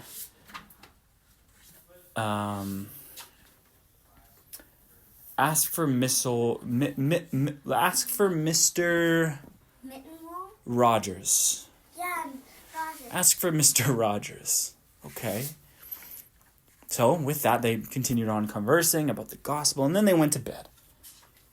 after a full belly of a nice, actually hot, wonderful meal of something that was called bangers and mash. It's sausage, pig sausage, and mashed potatoes. Very good and very different from pirate food, you would say, but very good. They enjoyed it. Anyways, they went to sleep, and they woke up the next day.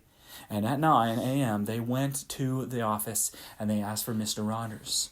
Well, he was there, and they said, Mr. Rogers, do you by any chance have in your charge at Castle Rot a prisoner by the name of Jackson Greensea? And Mr. Rogers says, what's it to you? And what are you willing to pay me in order to find out that information? I think I just turned Scottish. It's supposed to be English. I have a difficulty with accents. You may have remembered in book 1, Samuel Sparks had a Scottish accent. That completely disappeared in book 2.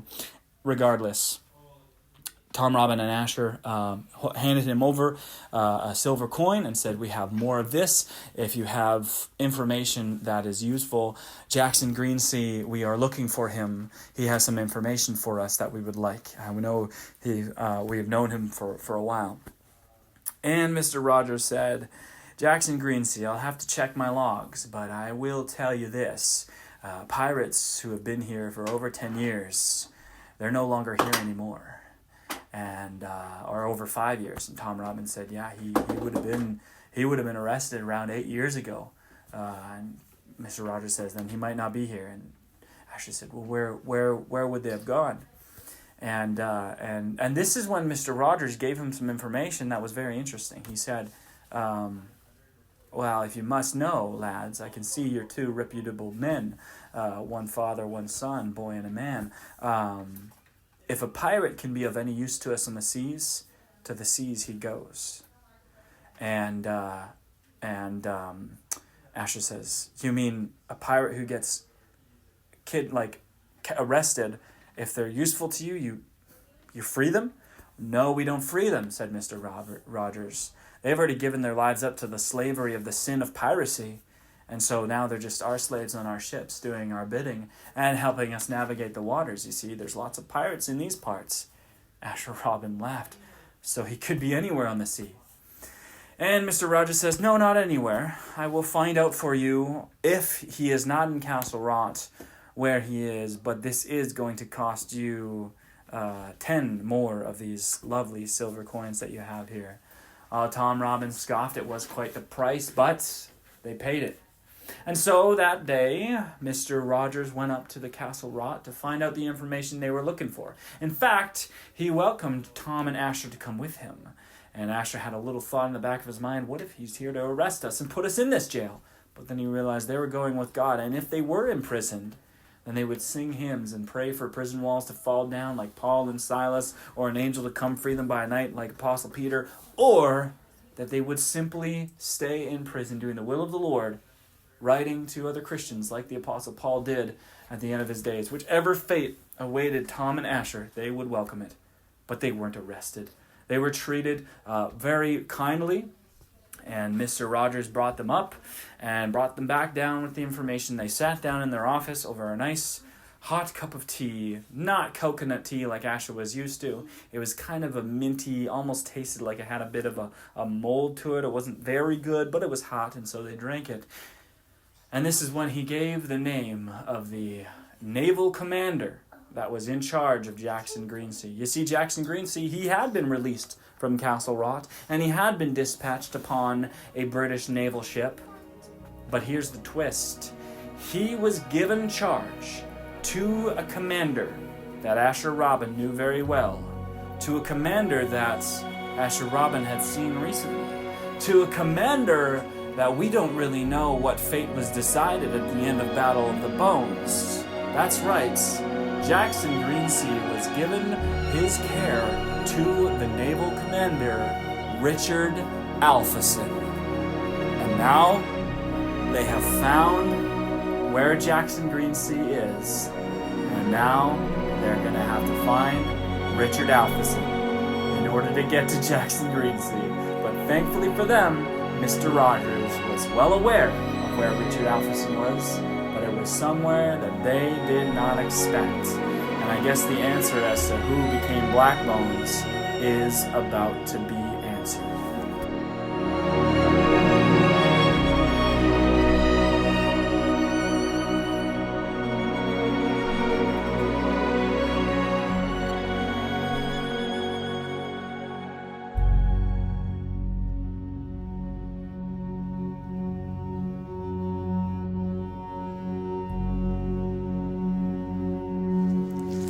The Adventures of Asher Robin, God's Pirate. Book 4, Isle of the Dragons. Chapter 6, The Fate of Richard Alpheson. Welcome back, everybody. It may not seem like this when we've put all the chapters together, but it has been 3 whole months since we recorded chapter 5 of Isle of the Dragons. Of course, that was on November 27th, 2024. Of course, we did a Christmas special thereafter, which would have been at the end of December. That's an excellent episode. And we have now, since recording chapter 5, we've now celebrated the real Asher's birthday. His birthday was yesterday, February 27th. That was his birthday. He turned 6. And so now he's like half the age of Asher Robin, which is rather exciting. But now for this chapter, which we're thrilled to get back into after a long hiatus. The Fate of Richard Alpheson. Well, Mr. Rogers, I forgot his first name, but he was explaining where Richard Alpheson was, and he, bless you, Zipporah, and he said to Tom Robin and Asher Robin, let me show you on a map what Richard Alpheson was tasked to do by the Admiral. Remember, he's just a captain of the British Navy. Richard Alpheson was tasked to combat the plague of pirates. There were so many pirates roaming this portion of the sea. And so Richard Alpheson was one of the many tasked to fight that in this area, or at least this was his region. And so what Richard Alpheson had last reported was that he had taken over a pirate covert. That was the last wording. And he gave the coordinates to Castle Rock and the headquarters where that was. And so Mr. Rogers, of course, for a very pretty penny and some nice gold, traded that information to Asher and Tom Robin. Well, it didn't exactly have a name, but when Asher Robin saw it, he thought it looked familiar. And when Tom Robin saw where the coordinates were on the map of the sea, he knew exactly what that was. And that's exactly where he wanted to go himself. His old pirate covert. Do you remember from chapter 9 of Battle of the Bones, confronting Black Bones at last? Starfish had taken Asher to Black Bones' covert, which of course was Tom's covert. It was the big black island that looked like it had a skull on it. Asher went there, and I think it was nearing nighttime. And anyways, that's when they did the confrontation, and they reunited as father and son. But then Seabones immediately opened fire and started attacking them. And then the Battle of the Bones went underway, a duel. And then, of course, we left the book off without finding out who became Black Bones. Because it was up in the air. It could have been Clubs. It could have been Marshall Buchanan. It could have been Seabones, right? Black Bones could have been Black Bones again. And it could have been, possibly, Richard Alpheson. Well, now, the theories and the rumors were being confirmed because Richard Alpheson had written that he had taken over the pirate covert. Tom Robbins. Black Bones covert. Which means, what? That's where he is. Richard Alpheson is probably Black Bones, but we're going to find out, of course, because Asher Robin and Tom Robin are going to find out. Now they know where they need to go. Does anybody remember how they got to Castle Rock? Did they sail on their pirate ship, the Cross of the Sea, and dock it somewhere? Yeah. Yes, they did, and they chartered it. Thank you, I forgot. They had paid dock rent. So anyways, now what they're going to do is they're going to bid farewell to Mr. Rogers, and they are going to... Does anybody remember, for bonus points, does anybody remember Mr. Rogers' first name? I don't either. You didn't tell me. I didn't say that? It was just Mr. Rogers? Yeah. Interesting. I work with a Mr. Rogers. Anyways. So, they're now going to leave Castle Rock. They didn't get imprisoned. And they are going to go and find...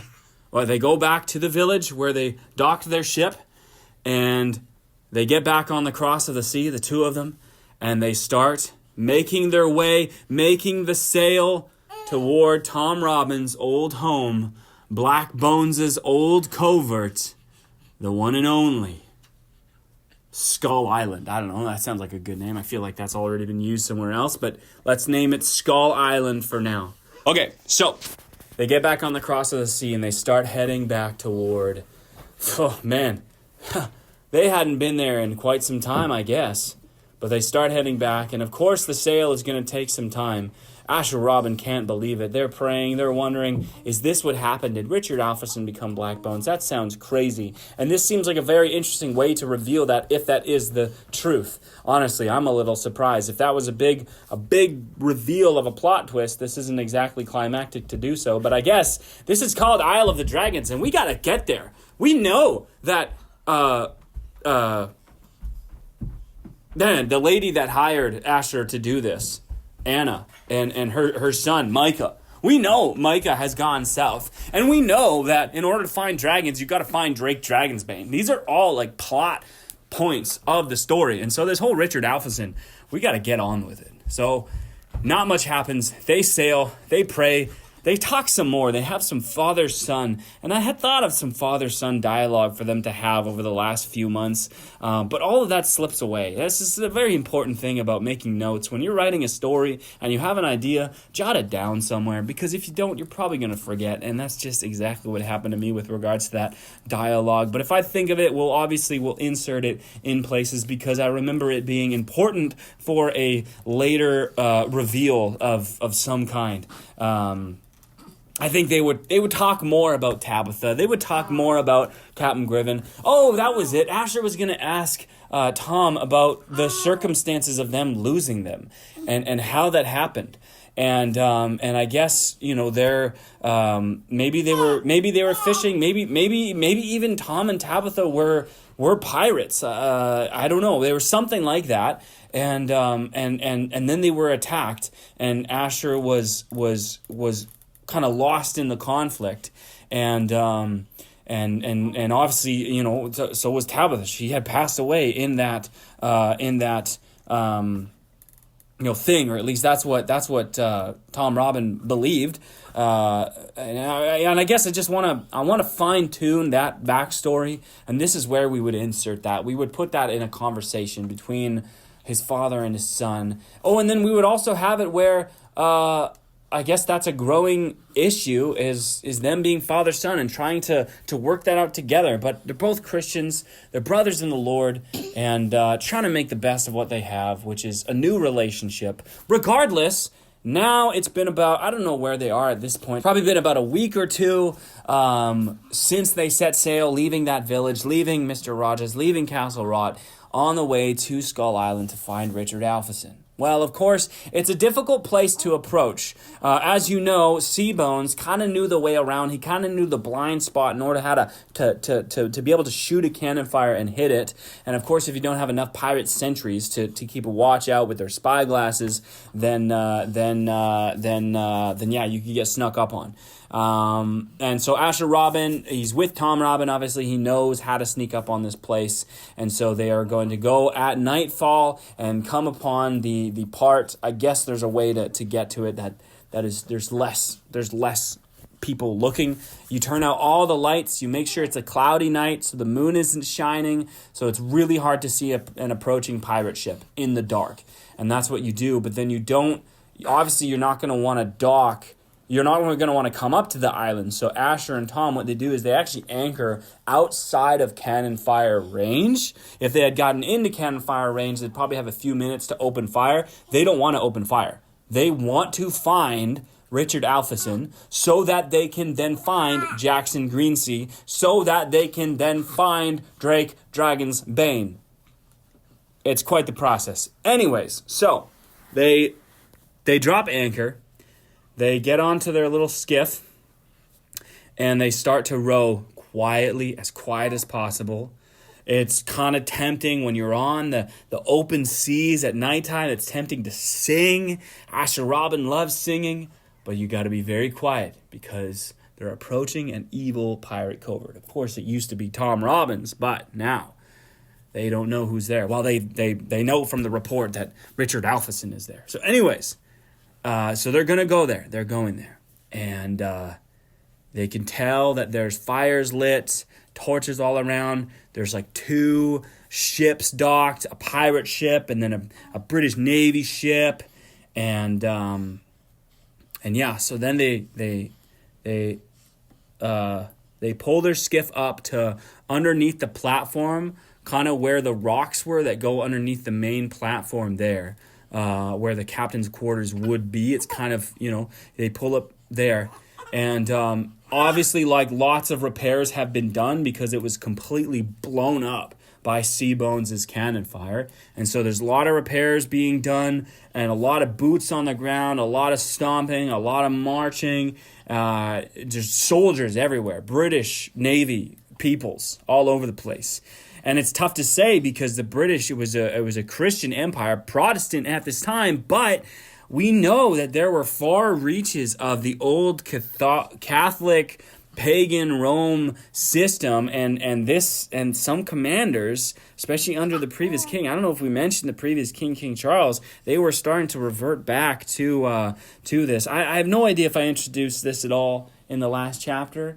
If Mike is saying I didn't, I believe him. We'll get to that. Anyways, that's kind of the current political, religious climate. And so they can't just trust these men as brothers in Christ. That's what I'm saying. Even though they are, a part of a supposedly Christian nation, these men very much, some of them may have been actual Christians, but we know that Richard Alpheson and the Admiral, they're not really that kind. Anyways, so with that,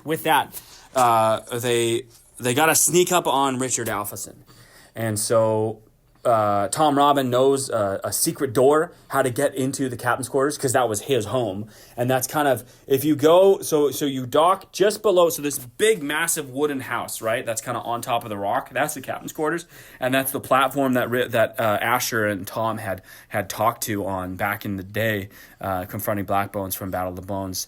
And so you kind of go underneath the rocks, and then if you climb up the rocks as if you're going toward the bottom of the captain's thing, there's a trap door, but the trap door leads to a basement, and the captain's quarters itself is completely, the floor doesn't have a trap door, but there's about a foot and a half of a sort of basement, like a cavity in between the wood that's built onto the rock and then the actual flooring for Black Bones, for the captain's quarters of the Skull Island. And so you can actually climb through the hatch door into that kind of cavity area, and you can crawl your way through. I mean, you got sea rats there. You got just a bunch of disgusting stuff like starfish, all these things. Starfish aren't gross, but anyways, it's just like this greasy, grimy, neglected place. But it's a good escape if you've got to run real quick, right? Or sneak in. And only 2 men know about it: Tom Robin and Seabones, the men who are Black Bones. They know about it. So Tom and Asher, they're crawling. They come up to this place. They open the hatch door. It's still there. They're crawling through all the gross stuff. There's rats scurrying. It's just disgusting. It smells disgusting. But they're going. They got to do this. And so once you get to the farthest section of the basement, where the captain's quarters closet is, so there's his closet. It looks like the ceiling of the closet would be completely solid, but it's not. It actually itself is a hatch door that opens upwards. So there's no latch. There's a latch on the outside. But you have to push up if you're trying to get out, you would push up into the ceiling of the closet, and then you would have to pull a rope down and climb up, right? But if you're wanting to get in, it's already there for you. So what you have to do is you crawl. So you're in the basement. You crawl to the back of the cavity. It's okay. You crawl to the back of the cavity, and then you go up a ladder that's on the far western wall, which you then climb in a tiny space. Like, we're talking Like it's like a 10, 12-inch space that they're like crawling up. Like you barely have room for your cutlass, your sword, to make it in. But anyway, so Asher and Tom, they're climbing up. They're trying to be quiet because you don't want to creak the wood. If you start creaking the wood, the guy inside, whoever is there, probably Richard Alpheson, he's going to start to hear that, right? So you're trying to climb up the ladder, and then once you get to the top, now you're in the ceiling. So again, you just went from the basement, you went up the little tunnel, the ladder, you're in the ceiling of the captain's quarters, and that's where the door, the hatch to the closet is, and you can drop in. And so that's what they do. It's already nightfall. They figure this guy's probably sleeping. They open the hatch, and they can hear a loud snoring because the man is fast asleep, and that's what they want. They want to sneak up on him, and they want to tell him, hey, I know you know us, but we need to find our friend Jackson Greensea to ask him about where Drake Dragonsbane's island is, because the Isle of the Dragons is going to be so hard to find in the south. You can't just sail south like Micah did. You're going to get lost, right? And so that's the plan. I've explained that many times. Anyway, so they come down. They lower themselves down slowly. Tom Robin goes first, of course, and he's got his cutlass. He's got his sword. He goes right down he's in the closet now. And then he helps Asher Robin lower himself down. And they're tiptoeing. And every step is like walking on the wood. And the bed is just around the corner. And you can still hear just a loud snoring. And they're like, hey, this is where Richard Alpheson is. So they go around the corner. Guess who's in the bed? It's not Richard Alpheson. It's Spades. You remember Spades? Spades was Asher Robin's pirate pal, who was the little brother, the bit like bigger in size, but the brother of Clubs, who was the bad pirate. Remember him? Spades is lying in Blackbone's bed, just snoring. And Asher's like, he's motioning to his dad, like, it's Spades. Where's Richard Alpheson? There's no way Spades is Blackbones. How could that have happened? And so is he on the list of who could be best? Well, it's not really what we were considering. We know that so we know that Spades had double-crossed Asher, right? And then when Samuel Sparks and James and Shiloh and Rabina had fired the 10 cannons at Clubs to free Asher Robin, they then had kidnapped Spades, and Clubs left, right? I think he had left. But they had taken Spades and the whole crew, and that's where Quill was, right? And all those, and David, and like just a bunch of characters that I completely forgot about from the last book, but they were all there. And then what had happened to them? They all got captured by Richard Alpheson, right? Even Asher Robin, Samuel Sparks was captured, James was captured, and James liked his encounter. He liked the British Empire, but Samuel Sparks, he was going to get arrested for all his crimes as a pirate, but he was forgiven Christian, and so Asher didn't want to let him go because they were still trying to hunt for Charles, his son, back in Battle of the Bones, the book 3 of Asher Robin, God's Pirate. So what had happened? They all got captured. Asher was going to be let go with James, Shiloh, and Rabina. Samuel was going to get arrested, so they freed Samuel Sparks and Quill and David, right? But then Asher also freed Starfish. Remember? And that's how he got to Blackbones. But he didn't free Spades, the big pirate. Asher Rob, that he didn't free him, right? He was still Richard Alpheson's prisoner. And that's how Richard Alpheson would have found out where Seabones would go and Clubs and all that stuff. That's how he would have got into that. Anyways, so there's Clubs lying there. So he's not necessarily on the list. I mean, he was there, but we didn't really think he would become Blackbones. It's Asher Robin. He's whispering to Tom, what is this? It's Clubs. And they know that he's really strong. So it's not like they could just hold him down to try to talk to him. So Asher Robin decides what they're going to have to do is they're going to have to tie him up. And so they take the rope ladder from the closet and they find some more rope. And as Spades is sleeping, they tie his hands behind his back. They tie his feet together. And then, of course, they shove a bunch of stuff in his mouth to make it so that he can't talk. Because when he wakes up, he's gonna, and they don't want him to be heard. So anyways, so they tie him up. He's not waking up at all. And then They just shove like 2 apples on his mouth. not apples, that maybe just like a sock or something like that, you know, like they just shoved a sock in there and then they tied it around. So and then Asher, Robin, and Tom, then they start to. Yeah, kind of. Then they start to investigate the captain's quarters. Tom knows his way around. He used to be there. He goes to the desk. He sees maps, and he sees that the place on the map where they are, like the "you are here" part of a map, which is Skull Island, had like a red kind of circle around it. And they weren't sure what that was at first, but they realized that that was an area that Richard Alpheson has control of. And then they looked, and there was another pirate covert, the one where Asher met Micah on the way to Blackbone's Gold, that was also circled. Blackbone's Gold, the island, or the piece of the land, that was also circled. And they came to realize that Richard Alpheson was actually taking over all these pirate coverts. But what was he doing? He wasn't just leaving the British Empire, the naval officers there. He was leaving pirates there. Richard Alpheson was maintaining the piracy. It was just changing. And they found all of that out when they woke Spades up. And Is it the mean boy or the nice boy?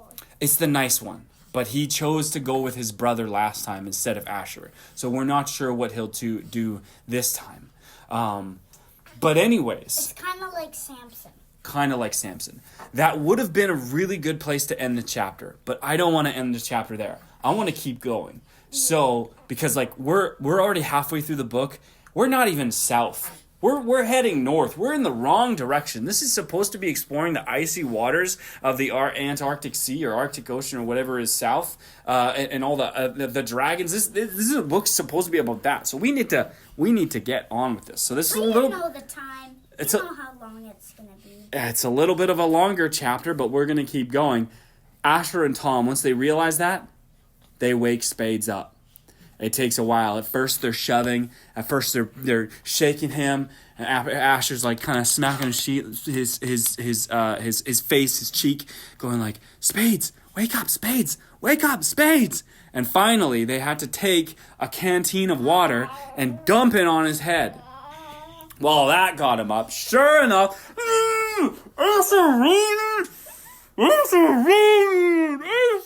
and he tried to give Asher a big hug. He really did, because he liked the kid, right? He liked Asher. He'd watched him growing up, I think. Anyways, so he wanted to hug him, but then he finds out he's tied. So then he's starting to get a little bit mad.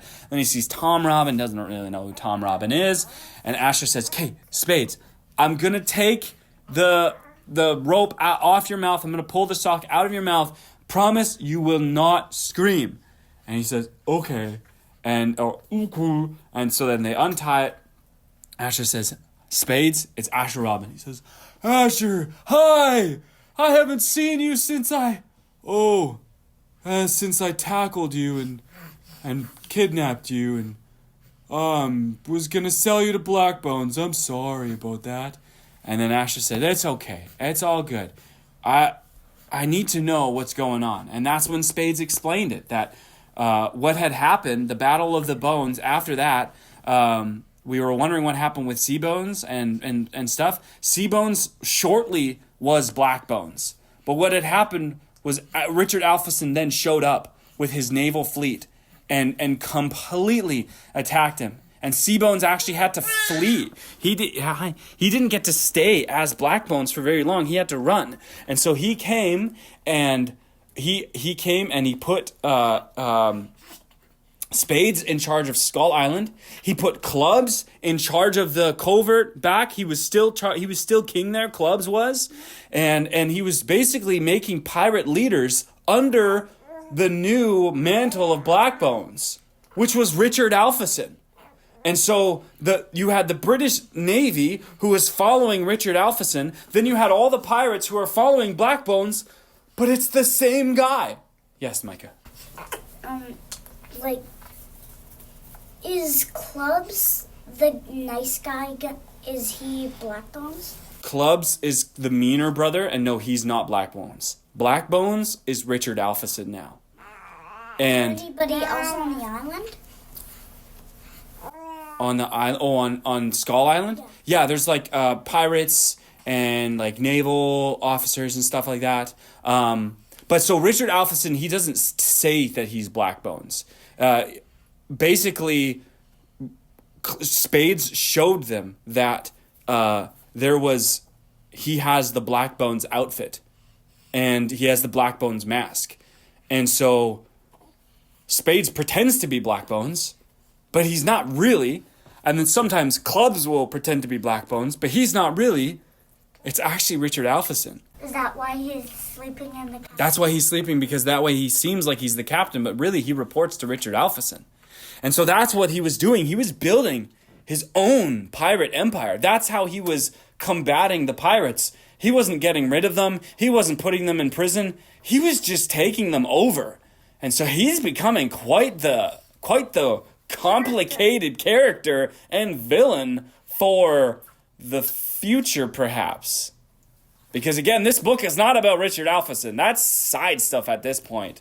Right now, we want to find Jackson Greensea. And so, of course, Asher Robin, after learning about all of this from Spades, says, my friend, we're looking for a pirate who's supposed to be a slave to Richard Alpheson, a servant of Richard Alpheson. His name is Jackson Greensea. Do you know him? And Spades says, oh, Jackie boy. Yeah, the greenback seahorse man. I know him. He has amazing stories about all these dragons. And Asher says, yes, that's him. All these stories about dragons. We're trying to find him. Do you know where he is? Oh, sure I do. Yeah, he's stationed here with me. Oh, could you imagine the covert that he could have been in another covert. He could have been with Richard Alpheson. He could have been anywhere.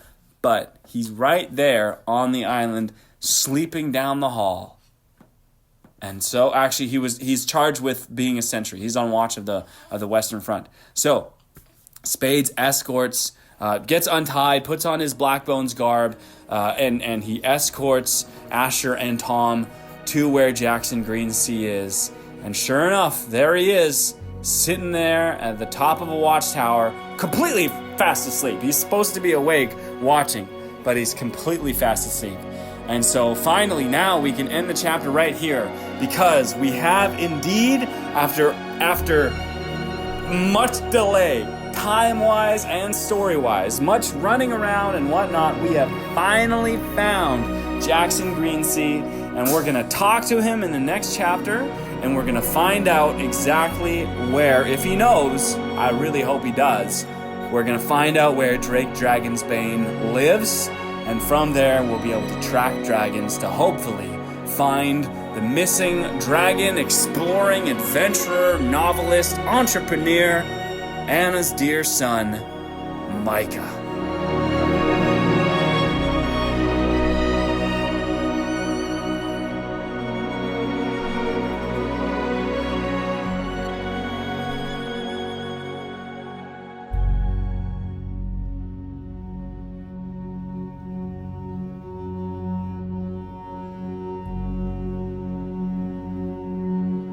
All right, The Adventures of Asher Robin, God's Pirate, Book 4. Isle of the Dragons. Chapter 7. Chapter 7. Finally, sailing south. I told you last chapter we had to get this along. We've been running around, sailing around these seas like crazy, talking to all these people, trying to find all these people, to find all these answers, just to get where we need to go. All right, where were we? Skull Island. Micah, you want to do the recap in a couple minutes? So what happens is the nice guy, what's his called? Asher, remember the nice brother? Spades? Spades leads Tom, Robin, and Asher to where Jackson Greenseed. He's asleep in a chair, I think, with a bow. Oh, a bow and arrow. Probably. Sure. He's a sentry on a watchtower. Gotta have a bow and arrow. Or a pistol. I mean, he's a pirate. And a spyglass. Spyglass for sure. Sleeping in a chair. Yeah, that's the recap. All right, I love it. Okay, so he's sleeping in the chair, and Spade says, "Jackie boy!" And Jackson Greenseed, yes, Captain Blackbones. He thinks he's Captain Blackbones, right? These are my friends. What's your name, old boy? And he's pointing at Tom. He says, "Jackson, we've worked together before. You know, my name is Tom Robin." And Jackson Greenseed stands up and he looks at him and he holds his face and says, and he's an older guy. Hey, he's got a long scraggly beard and like just thick hair, balding a little bit, but thick hair running down the back, that kind of thing. And he looks at Tom and says, "Tommy boy, wow, it's been a while. A whole 10 years, hasn't it? Oh, man. Hey, wow, what have you been up to?" Tom says, "I'd like to introduce you to my son." "Your son? You mean to say you found a woman?" And he says, Yeah, I did. A wonderful woman. A Christian lady. Oh, that's so good. Well, I've been rotting away in a cell. You know that, I'm sure. Oh, and then I was taken by this dreadful Navy rat. Oh, his name is Alphason. I shouldn't say such things about him, but you're an old pirate, pal. You can take the truth, can't you? Yeah, I'm afraid my son says that he's met him, and that he's a little bit of a troubling one. I hear he's been making some moves on the seas here, taking over coverts. I don't know what to do about it, Tommy. It doesn't smell good to me. Us pirates, we're a different kind. And when we got disabled, this empire coming in with their navy, I reckon we were going to have us a war, but now he's taking it all over. I don't really know what to think about it, but it smells not so good to me. Asher spoke up. Some people think it'll be good for the villagers. Well, that might be it. You know, us pirates, we're one with a penchant to pillage a village, aren't we? We sure are, said Asher. But those naval officers, they tax, you see. They got them taxes, the churches got them tithes, and I think by the time that we're done with it, I bet you the government takes more than pirates take. Well, I wonder about that, Asher said. I guess we'll have to wait and see. There's not too much doing about this. Well, we could pray that God would have his way on the seas, Asher said. Sure, if you be a praying man. Oh, I sure am, Tom said, and I'm learning to as well. Say, Jackson, you know that Bible that I had? That big old dusty one? Yeah. Well, I threw it into the ocean because I was mad at God, you see? Mad at God, so you threw his book in the ocean? That's a weird thing to do. Well, I wrapped it up good so it wouldn't get all damaged. Anyways, it floated to an island and found my boy. And my boy brought it to me. Well, that sounds like quite the story. Yeah, I bet you there's a family writing books about it someday. Get it? Yeah. Anyways, we tracked you down. We went through this, Tom speaking, we went through this long process to find you, my old friend. Well, what you need? Well, those old dragon tales you used to tell us about. Oh, them dragons. People don't believe me. People don't think dragons are real anymore. It's crazy. All of a sudden the dragons move south because we're killing them and eating them, and nobody thinks that they're real. Sea dragons, land dragons, air dragons. Everybody thinks I'm crazy. Well, it's in the Bible, said Asher. So we believe you. Yeah, well, unless you see it, it's hard to believe it, I guess. Well, I've seen me a fair share when I was a young boy. Say, I used to work for a dreadful man. A big old strong one, too. He was a dragon tamer, a dragon hunter at first, and then he had a bit of a love for these things, and, well, he had a way with them. Yeah, I know him, Tom said. I remember you telling me. Drake Dragonsbane. That's right. I mean, that's not his real name, you see. Drake is just another word for a dragon. I doubt he came out of his mama and she said, look at this little dragon. He was a boy, man, I guess. I don't know his real name, but that's what he calls himself. Drake Dragonsbane. And Bane, of course, means something that's a reckoning. But now he's taming them, so I guess he's probably the bane of the entire seas. Oh boy, if he's got an army of dragons, what could he do? Well, I've heard those tales, and I say, I want to find the man. What, you... Jackson stuttered. You want to find Drake Dragonsbane? Well, that's right, said Tom. You see, my son here had a vision. I think he saw the island. I think he saw a dragon, too. And, well, we're looking for a boy. A mother's looking for him, too. And we think Drake might know where he is, or at least know where the dragons are. And this boy was going off to find him. He wanted to write some book about it to convince people that they were alive still and real. And, well, that's what he's off to. That sounds like quite the pursuit, and quite the book. There's a lot to write about these dragons, but studying them's close. Studying them is dangerous. If you get too close, you know they're going to chomp on you. Well, that's just it. Hopefully the boy's alive still. I know he's alive, Asher said. God wouldn't have shown me the visions if I weren't supposed to do this, if we weren't supposed to do this and find him. That's right, son. We have faith, and we walk in it. All right. Well, Tom said, where can we find Jackson boy? Where can we find Drake Dragonsbane? You remember how to get to his island? Well, his island's not really something that you can get to with coordinates, but we can do it. You gotta sail south for days, weeks, months even. And when you get to that big old stretch of ice, don't go any further. As soon as you see the wall of white, do not go any further. That is a den of death, that place. I don't know what they call it, but it's a terrible place. But if as soon as you see it on the horizon, never sail on stormy days, because you never know when it's coming. Your ship might hit what's called icebergs. Those things break you apart. They might just be as bad as dragons. You see a tip of ice, and then it's a great mountain of ice underneath. But you only see the tip, you see. Your ship will go to smithereens. Oh, that's not a word. Your ship will just turn into dust if you hit those. So, only ever sail on clear days. Head south until you see the ice. And if you've kept perfect south, then Drake Dragonsbane is going to be east almost another few days. But you got to set south from a certain place. That's how I was remembering it. Well, those aren't very good directions. I'm telling you, the island is a different one. It's hard to find, but I could do it. I mean, this would be my death if I ever get found again. I would leave my post. I would take you. I could do it again.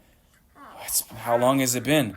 Some 30 years, I guess, but I can get there. We'll go to the place where we set off. We'll sail south for all those times. When we see the wall of white, we'll turn east.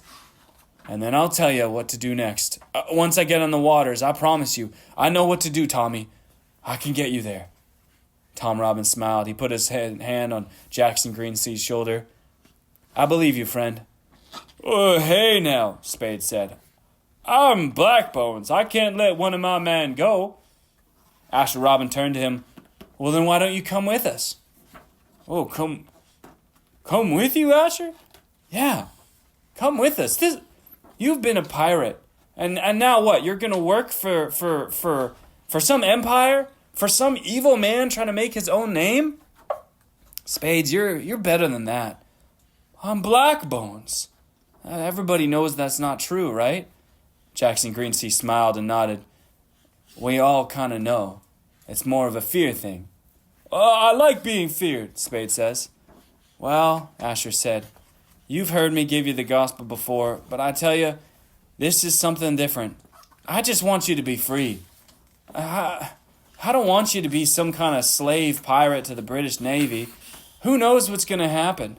I mean, maybe orders change and then you got to get arrested again and spend your life in some dungeon, Asher said. Well, I don't want to spend my life in a dungeon. Well, this kind of is one, Tom said. Trust me, I lived here for many years. It's not a nice island. It isn't that pretty. There's almost no plants and no flowers. And the fish here are super tough. Yeah, that's right. Fishing is scarce, and when you get them, it's tough. Yeah, you gotta buy all your food. Back in my home where my brother is, there's all kinds of fresh food and stuff. I want to go back to him. If I'm gonna leave, I want to go back to clubs. Asher looked a little serious. I don't know if that's a good idea either. Clubs was pretty mad at me last we spoke, and, well, he's fine with me. Oh, that may be so. I'll tell you what, Spades. Come with us south. And when we're done, when we find our man, I'll bring you back to clubs. You mean it, Asher? Yeah, I mean it. It's about time I tried to make peace with him anyways. Make peace with a pirate? You're a different one, Asher. That sure is the truth. Tom smiled and rubbed his son's hair. He sure is. Well, it's settled then. But who will be Blackbones here? Huh, Tom laughed. I've worn the mask before. I wouldn't mind us taking it with. It might prove us in handy. Say, can we pillage this place? Spade said. Asher smiled. I haven't pillaged a village in a long time since becoming God's pirates. God's pirates don't really pillage village. Well, Jackson Greensea said, I don't know much about being a God's pirate, but I reckon even a God's pirate could pillage a pirate covert. And with that, the four men set off. They took what they needed from the kitchen. They took what they needed from the armory. Swords, pistols, gunpowder. And they loaded up on an even bigger skiff. And they sailed back to the cross of the sea and loaded it up, hoisted it up to where they had anchor. It was almost morning by then, and Asher was getting pretty tired. It had been a long day. Or a long night. A long night, that's right. And so with that, they pulled anchor. They loaded up the supplies of whatever food they could have. They didn't say anything. They took Richard Alphyson's map. They took all the books they could. They took everything they could. They didn't even have to use the trap door. They could just leave off because spades looked like Blackbones. And at last, they started, finally, to sail south. Jackson Greensea, of course, would have them come to a southern coast of the mainland, and from there, from a main village, they would replenish their supplies, get all the food they needed for their long journey, and sail south. But first, Asher Robin wanted to do one thing, because he knew that it was going to be weeks, maybe even months of a journey. He had already been gone many weeks. He wanted to go home and give a proper farewell to his friends and his family, to see Shiloh and Rubina again before they set sail to find Drake Dragonsbane.